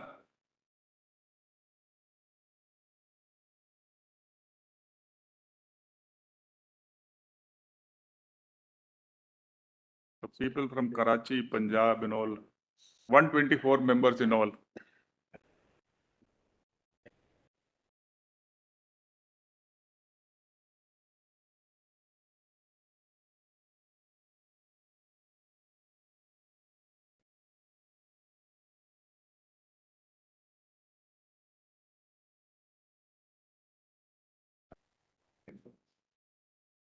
These founder members, Lord, are supposed to, under the statute, retire, like in Rajya Sabha, Lord, 1/5 retires every year. And so for at least after 5 years, 6th year, 7th year, 8th year, 9th year, like that, they will retire. So for 10 years, this is the founder members court. So they are Muslims, all right, but nothing to do with MAO, They were all trustees of the MAO college, all of them. all of them. Cannot. Yes. You show it. Most of the facts they give are wrong, but then You place the correct facts.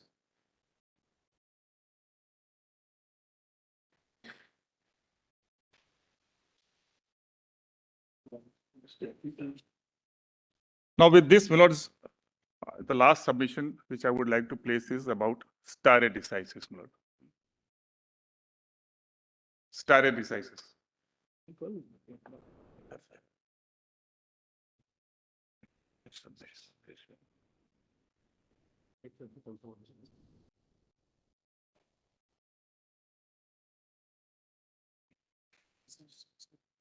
Hmm.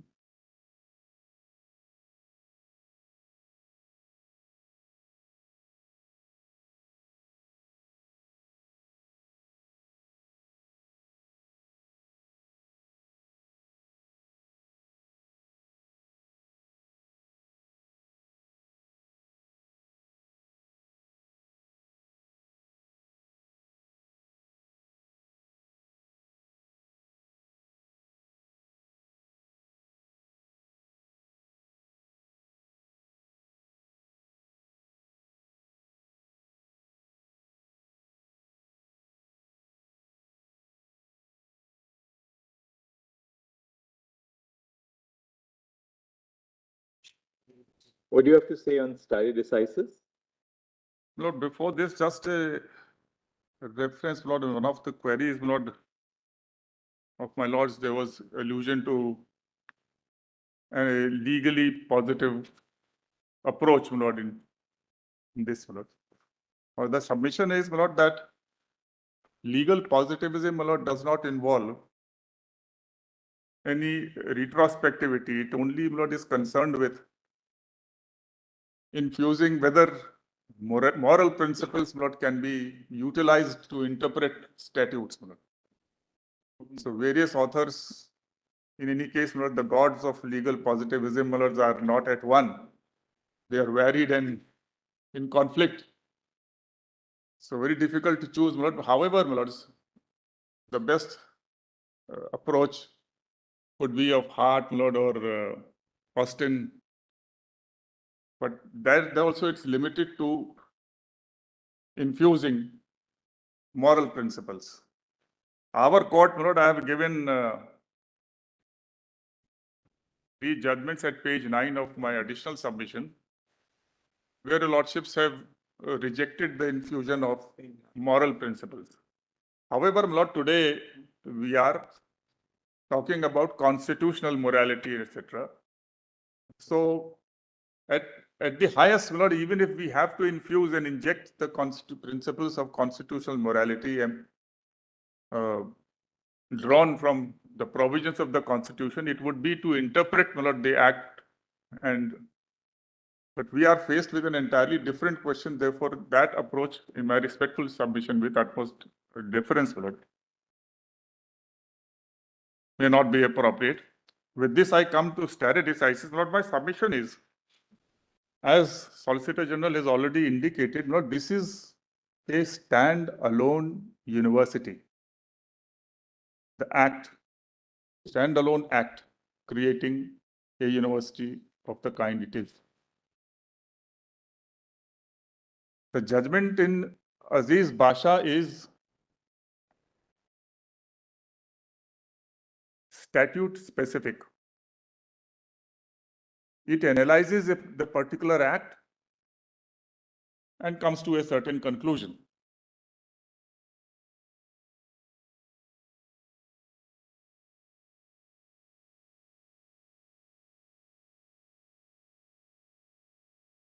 The third, my lord, is then the act was first amended in 1951 and then in 1965.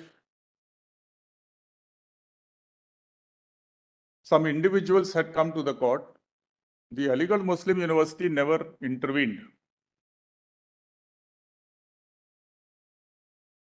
And it had no problem with Aziz Basha, at least on the judicial side. They may be trying to get changes through parliament.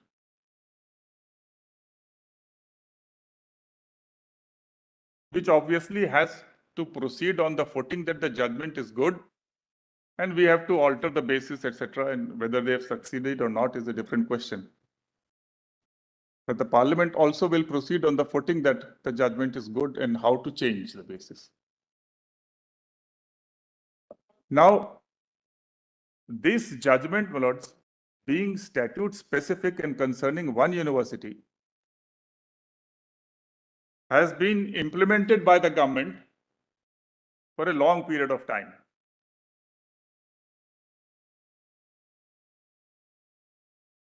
On the basis that it is not a minority institution.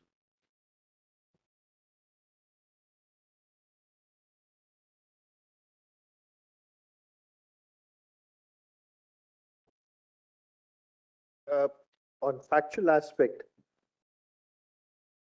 was there any reservation or preference given to the Muslims right from 1950 till 1981? It's after 81 that this order was passed, which was challenged in the High Court. No, I'm talking about from No, 1950 not to till my 19 knowledge, my lord, subject to correction by the other side. Actually, it wasn't required, my lord, because 80% already they were admitting. my lord. So No, but was there any preference being given or by even if there was no preference being given, no policy of reservation. there was no policy of That's subject to correction from the other side. after I'll- 81? After 81, this order came in 85, reserving 50%, And which was questioned. 2005, 2005, I'm sorry.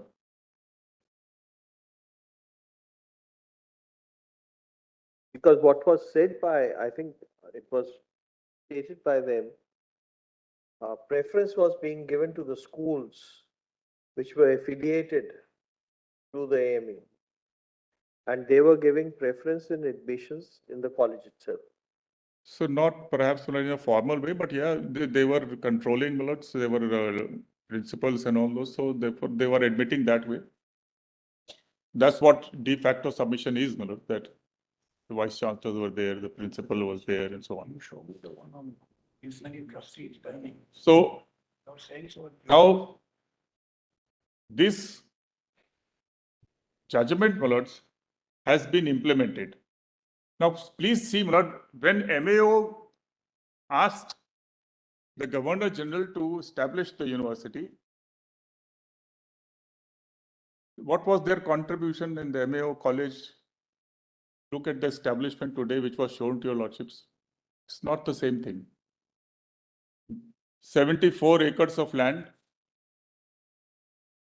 And now, my lords, it is having 1,150 acres of land.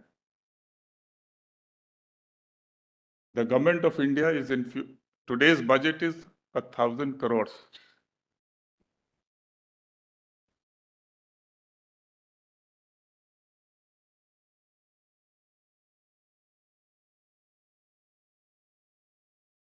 There are today 17 halls, all subject to corrections. My learned friend will say it's all incorrect facts. 7-story building. So there's a complete metamorphosis. It's no more that MAO college. What are we looking at? What are we wanting to change? This judgment in Aziz Basha has no impact on any other university which were created before. This is a one standalone university. So what are we wanting to do today? I can understand that this judgment is creating havoc with respect to minorities or something. There's no great public interest involved. Rather, all this money which has been invested by the governments in this institute on the understanding of Aziz Basha's position.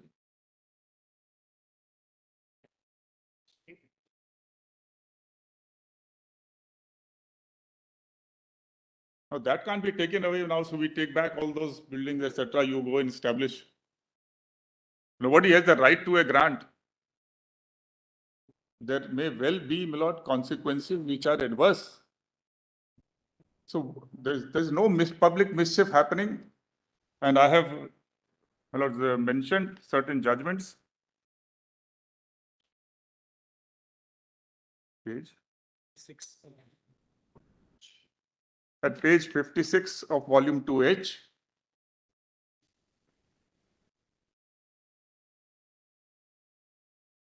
Para 53 to 59.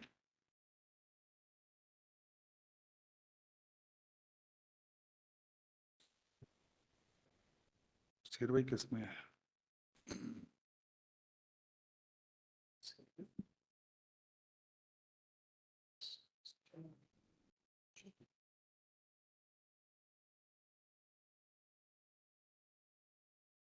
Kindly have para 58 minutes. Which page? Page 57, para 58. It's a quotation from Vaman Rao. The principle of stare decisis is also firmly rooted in American jurisprudence. It is recorded as a rule of policy which promotes predictability, certainty, uniformity, and stability. The legal system, it is said, should furnish a clear guide for conduct so that people may plan their affairs with assurance against surprise. It is important to further fair and expeditious adjudication by eliminating the need to relitigate every proposition in every case. When the weight of the volume of the decision on a point of general public importance is heavy enough, courts are inclined to abide by the rule of stare decisis, leaving it to the legislature to change long-standing precedents if it so thinks fit, expedient, or necessary.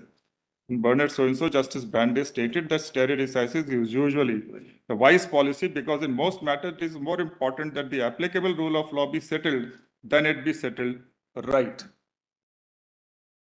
38, while dealing with the subject of stare decisis, Shri H.M. Sirvai, in his book on constitutional law, has pointed out how important it is for judges to conform to a certain measure of discipline so that decisions of old standing are not overruled for the reason merely that another view of the matter could also be taken.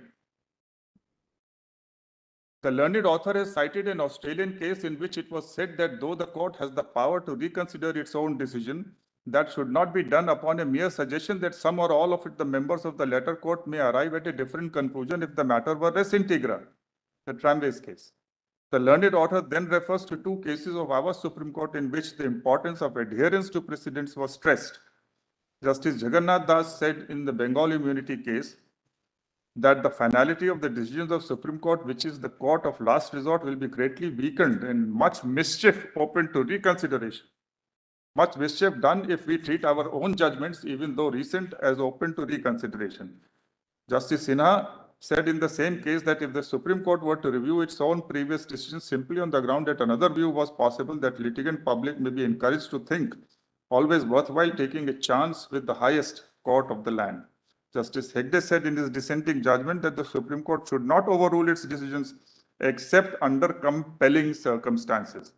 It is only when the court is fully convinced that public interest of a substantial character would be jeopardized by a previous decision that the court should overrule that decision. Reconsideration of the earlier decisions, according to the learned judge, should be confined to questions of great public importance. Legal problems should not be treated as mere subjects for mental exercise. An earlier decision may therefore be overruled only if the court comes to the conclusion it's manifestly wrong, not upon a mere suggestion that if the matter were res integra members of so. Some other judgments are there, my lord, which I will not read on the same vein. Now,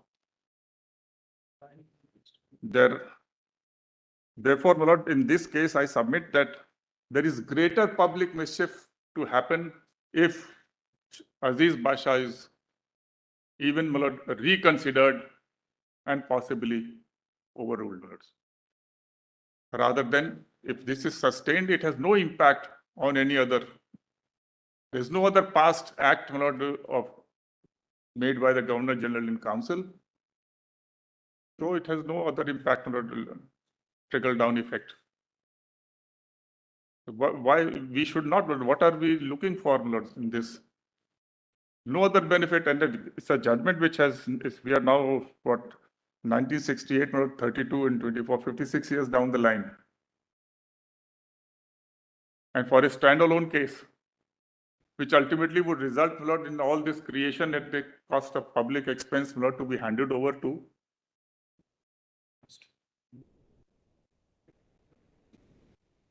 And lastly, my lords, as I said, there is a distinction between established by, established for. In the worst case scenario, we look at the title Muslim University and the court Muslim. It would at the highest be a case where the Governor General is establishing the university for the Muslims.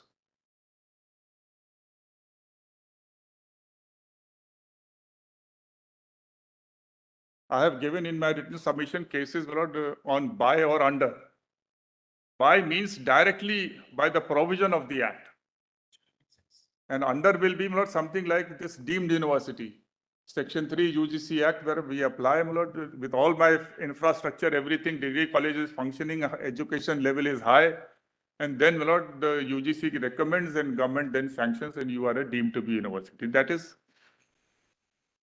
And finally, this statute of recognition and statute of establishment. Aligarh Muslim University Act is a statute of establishment of university, not a case where the statute is merely recognizing some college which is already of the standard of a university.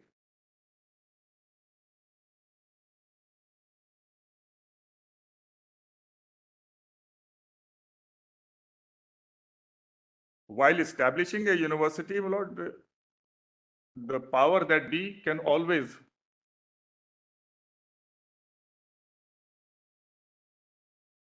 infuse something from those people who are contributing. Sometimes they may be made trustee, sometimes they may be made some rector or something which is decorative positions, patrons, and so on.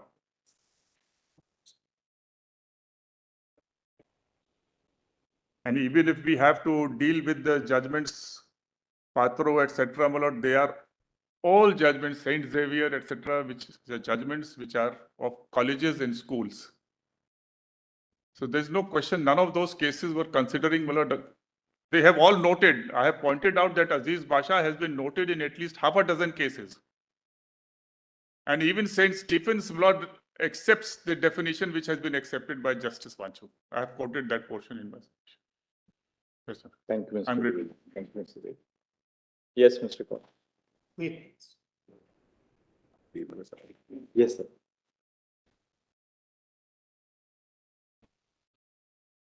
Hello, I'll concentrate on three aspects.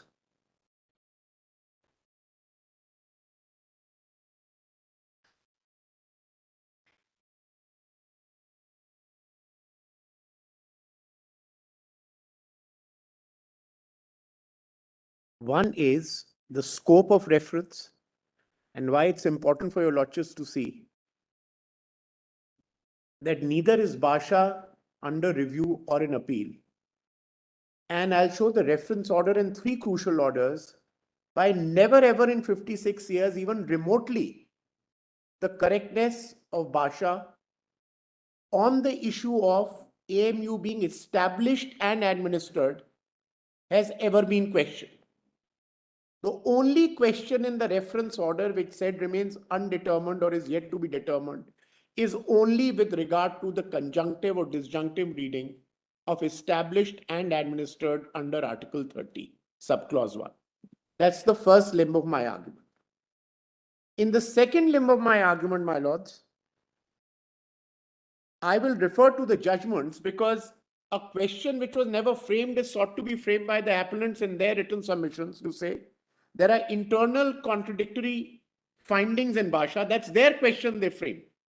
And then go on to say that this is contrary to various judgments of the Supreme Court to show that that is an attempt to unravel Basha completely when there is no contradiction with the 6 judgments that they cite. That will be the second limb of my argument. And the third will, of course, be 3 or 4 principal submissions established through by, was the act really seeking to overrule Basha? Was it a validating act? Just 3 or 4 crucial submissions I'll deal with in the end.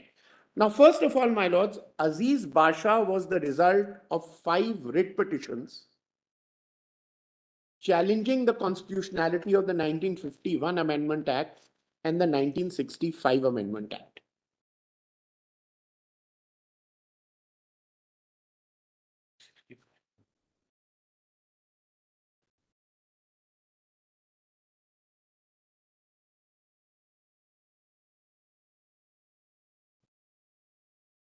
The challenge was principally based on Article 30, subclause 1 of the Constitution,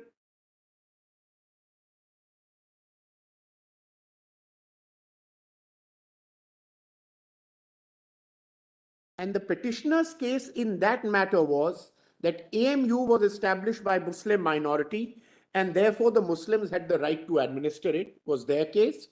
And they contended that the 1951 and 65 Acts took away or abridged the administrative rights of the Muslims, and thus the acts were ultra vires Article 30, subclause 1.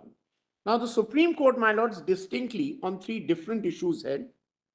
As far as administer and established is concerned, it was held, as also held in St. Stephen's later, that they have to be read conjunctively and not disjunctively.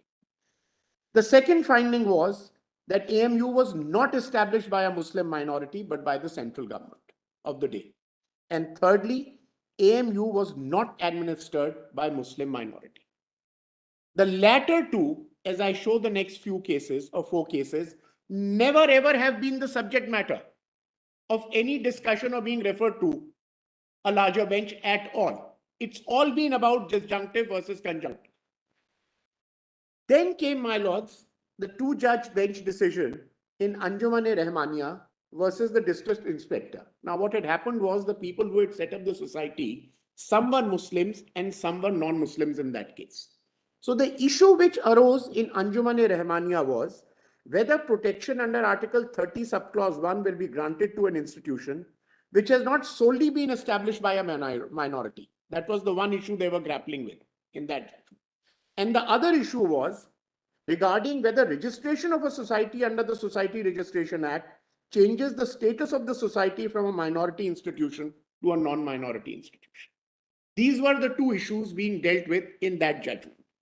It was in that context, they never disagreed with Basha, they never doubted Basha in any form. They referred it to 7 judges saying that we need to decide on the issue of essential conditions and ingredients of a minority institution should be decided once and for all. That was the basis of Rahmaniya. Now, as I respectfully submitted, my lords, nowhere was the findings in Aziz Basha regarding either establishment of AMU or administering of AMU ever questioned in this judgment.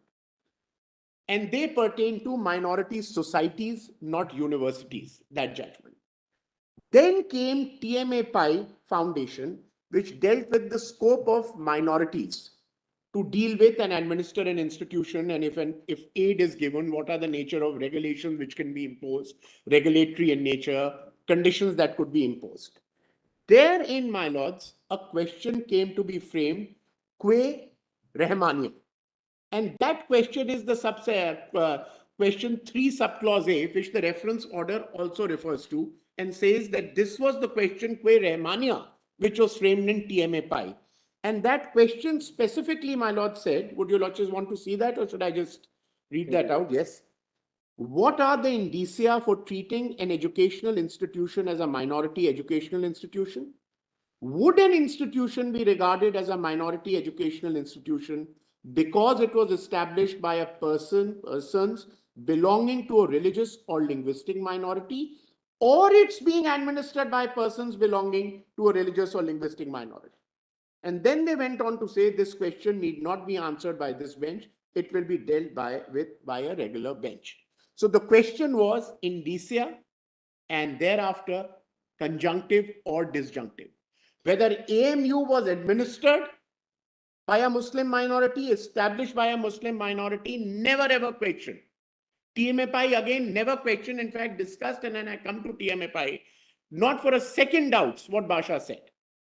Thereafter, my lords, while disposing of Anjuman-e-Rahmaniya, all that the judgment did, the 2 judges did, was that now TMA Pi is the law.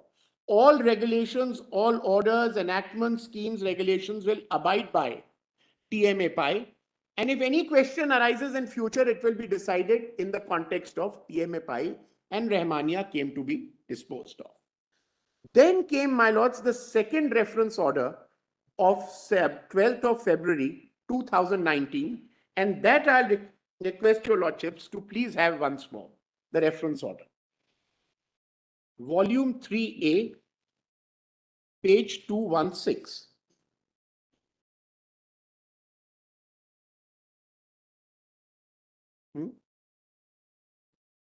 Yes, yes. Volume 3A, page 216.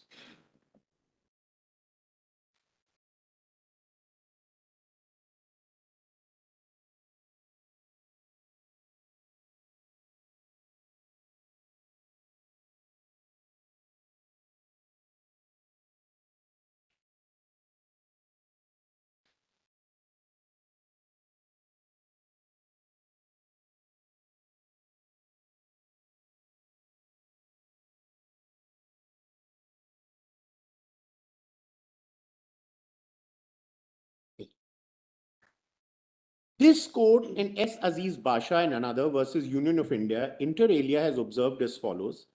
It is to our mind quite clear that Article 30, subclause 1 postulates that the religious community will have the right to establish and administer educational institutions of their choice, meaning thereby that where a religious minority establishes an educational institution, it will have the right to administer that.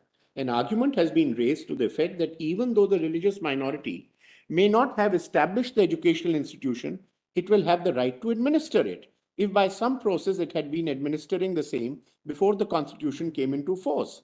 We are not prepared to accept this argument.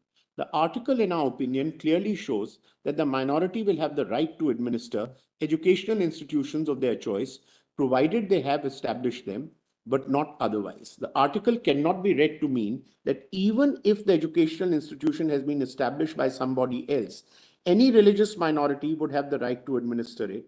And because for some reason or other, it might have been administering it before the Constitution came into force.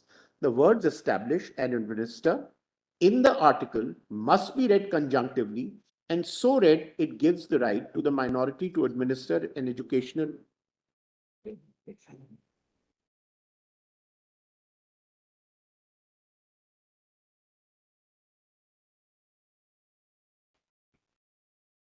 Educational institution, provided it has been established by it. We are of the opinion that nothing in that case justifies the contention raised on behalf of the petitioners that the minorities would have the right to administer an educational institution, even though the institution may not have been established by them. The two words in Article 30, subclause 1 must be read together, and so read, the article gives the right to the minority to administer institutions established by it. If the educational institution has not been established by a minority, it cannot claim the right to administer it under Article 30, subclause 1. The judgment of the Allahabad High Court, which is under challenge in the present appeals, rejects the prayers made on account of the decision of this court in S. Aziz Basha Supra. The issue arising in S. Aziz Basha Supra was referred to a 7-judges bench by an order of this court dated 26 November 1981, passed in writ petition so-and-so Anjuman-e-Rahmaniya versus District Inspector. The aforesaid writ petitions, that is writ petition number so-and-so, were heard along with other connected cases, TMA Pai versus State of Karnataka, by a bench of 11 judges, the judgment in which cases is reported as so-and-so.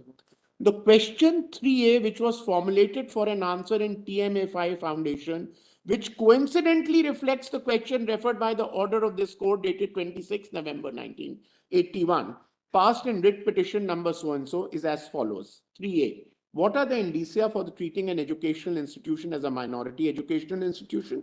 Would an institution be regarded as a minority educational institution because it was established by a person belonging to a religious or linguistic minority, or it's being administered by a person belonging to a religious or linguistic minority? However, the bench did not answer the question, stating that it will be dealt with by the regular bench. The order of the regular bench, passed on 11th March 2003, which for reasons that we need not dilate, did not answer the aforesaid question 3A formulated in TMA Pai Foundation Supra. The said facts would show that the correctness of the question arising from the decision of this court in Aziz Basha Supra has remained undetermined. That apart, the decision of this court and Professor Yashpal and another versus State of Chhattisgarh and another, and the amendment of the National Commission for Minority Education Institution Act 2004 made in the year 2010 would also require an authoritative pronouncement on the aforesaid questions formulated and set out above. Besides the correctness of the view expressed in the judgment of this court in Aziz Basha, which has been extracted above. Ordinarily and in the normal course, the judicial... Just read this paragraph once again. 9? Yes, for your argument. Just 9. for first argument of yours. 9? Lordship wants me to read 9 again? Yes. That apart, the decision of this court and Professor Yashpal and another... Now, what was Professor Yashpal? Can I complete the para and then I'll answer that question? Okay, fair enough. Versus State of Chhattisgarh and others, and the amendment of the National Commission for Minority Educational Institutions Act 2004, made in the year 2010, would also require an authoritative pronouncement on the aforesaid question formulated as set out above. besides the correctness of the view expressed in the judgment of this court, and Aziz Basha, which has been extracted above. Now, my lords, the reason specific. This paragraph refers to three things. One is the effect of Professor Yashpal. Yes. What did Yashpal deal with? And therefore, the issue which arises. Right. Second, it says amendment to the National Commission on Minority Education Act 2004. Right. Right. In 2010, Right. the second question. Right. The third question is with regard to correctness of the view expressed in the judgment of Aziz Basha. Absolutely right. Now, let me answer that. So, what are the three things? Basha extracted above. Therefore, No, that no, portion. no. Yes. Aziz Basha extracted above. Yes. So, the question is administered and established and administered, or established or administered is the Aziz Basha question. Why is Yashpal mentioned here? I put a question to myself.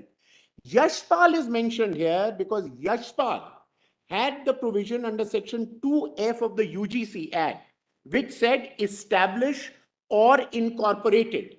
And they said in this context, it will have to be seen whether it is established or incorporated or established and incorporated. Because if your lordships will recollect in Yashpal, as Mr. Dwivedi also rightly pointed out, if you were to set up these one-room tenements all over as universities, all over the place, and then say, I have incorporated a university, that's a university, they said, no, you must have infrastructure, you must have facilities. So first establish and simultaneously incorporate. And that is why the word establish or incorporate, like administer and or incorporate or and administer and establish came into being. Most pertinent here is the amendment of the National Commission for Minority Educational Institutions Act 2004, because here the words used earlier were administer or establish, which by the 2010 amendment were replaced by administer or establish and administer. So that is why, keeping in mind that the question which in Aziz Basha remained undetermined was disjunctive or conjunctive, that is under Article 30 subclause 1, is it established and administered or established or administered? Similarly in Yashpal, the finding on established or incorporated, or should it be read as established and incorporated as in Yashpal? And more importantly, in the NCMEI Act, where the 2010 amendment changed the words from established or administered to established and administered, was the context that this had to be seen. My respectful submission in that light is that what your lordships are today being asked to decide on the basis of questions which have been framed by the appellants, not by the reference court, because the question they choose to frame, or one of the questions they choose to frame is that whether the decision in Aziz Basha is internally contradictory in its reasoning on facts and in law, contrary to the authoritative decisions of this court rendered nugatory by subsequent statutory changes, and contrary to the constitutional dispensation of Articles 29 and 30. Now, my lords, would your lordships, I'm not for a minute saying that a bench of 7 judges cannot frame an additional question or the contours cannot be decided. But would your lordships ever in these matters go into an appeal, go into a review of a judgment who has been settled for 56 years and never questioned at all in any decision, not once doubted on the two issues of AMU being administered and the AMU being established? On both questions, their findings never doubted. And the only question which arose was, is it to be read as or and that is what gets referred. And that is why the reference order in para 8 uses the word not in plural. It says the question in Basha. It doesn't say the questions in Basha, because the only question which arose was the question of disjunctive or conjunctive, not all the three issues, because Basha ultimately decided three issues: administer, establish and administer, or establish or administer. And since Stephens, of course, followed that finding and said that it has to be conjunctively read, not disjunctively. So our respectful submission, my lords, also linking this argument to the last argument of Mr. Dwivedi on stare decisis is that would your lordships today, when neither does any court ever doubt the decision, and I'll go through those decisions today or tomorrow when I again commence my arguments, then none of those decisions, whether Mother Provincial, St. Stephens, TMA Pi, A, their facts have no bearing on Basha at all, at all. Secondly, not one of them even remotely has questioned the correctness of Basha at any stage in any form on the issue of administer and establishment of AMU as an institution, not by a minority as held in Aziz Basha. I'll recommence tomorrow morning.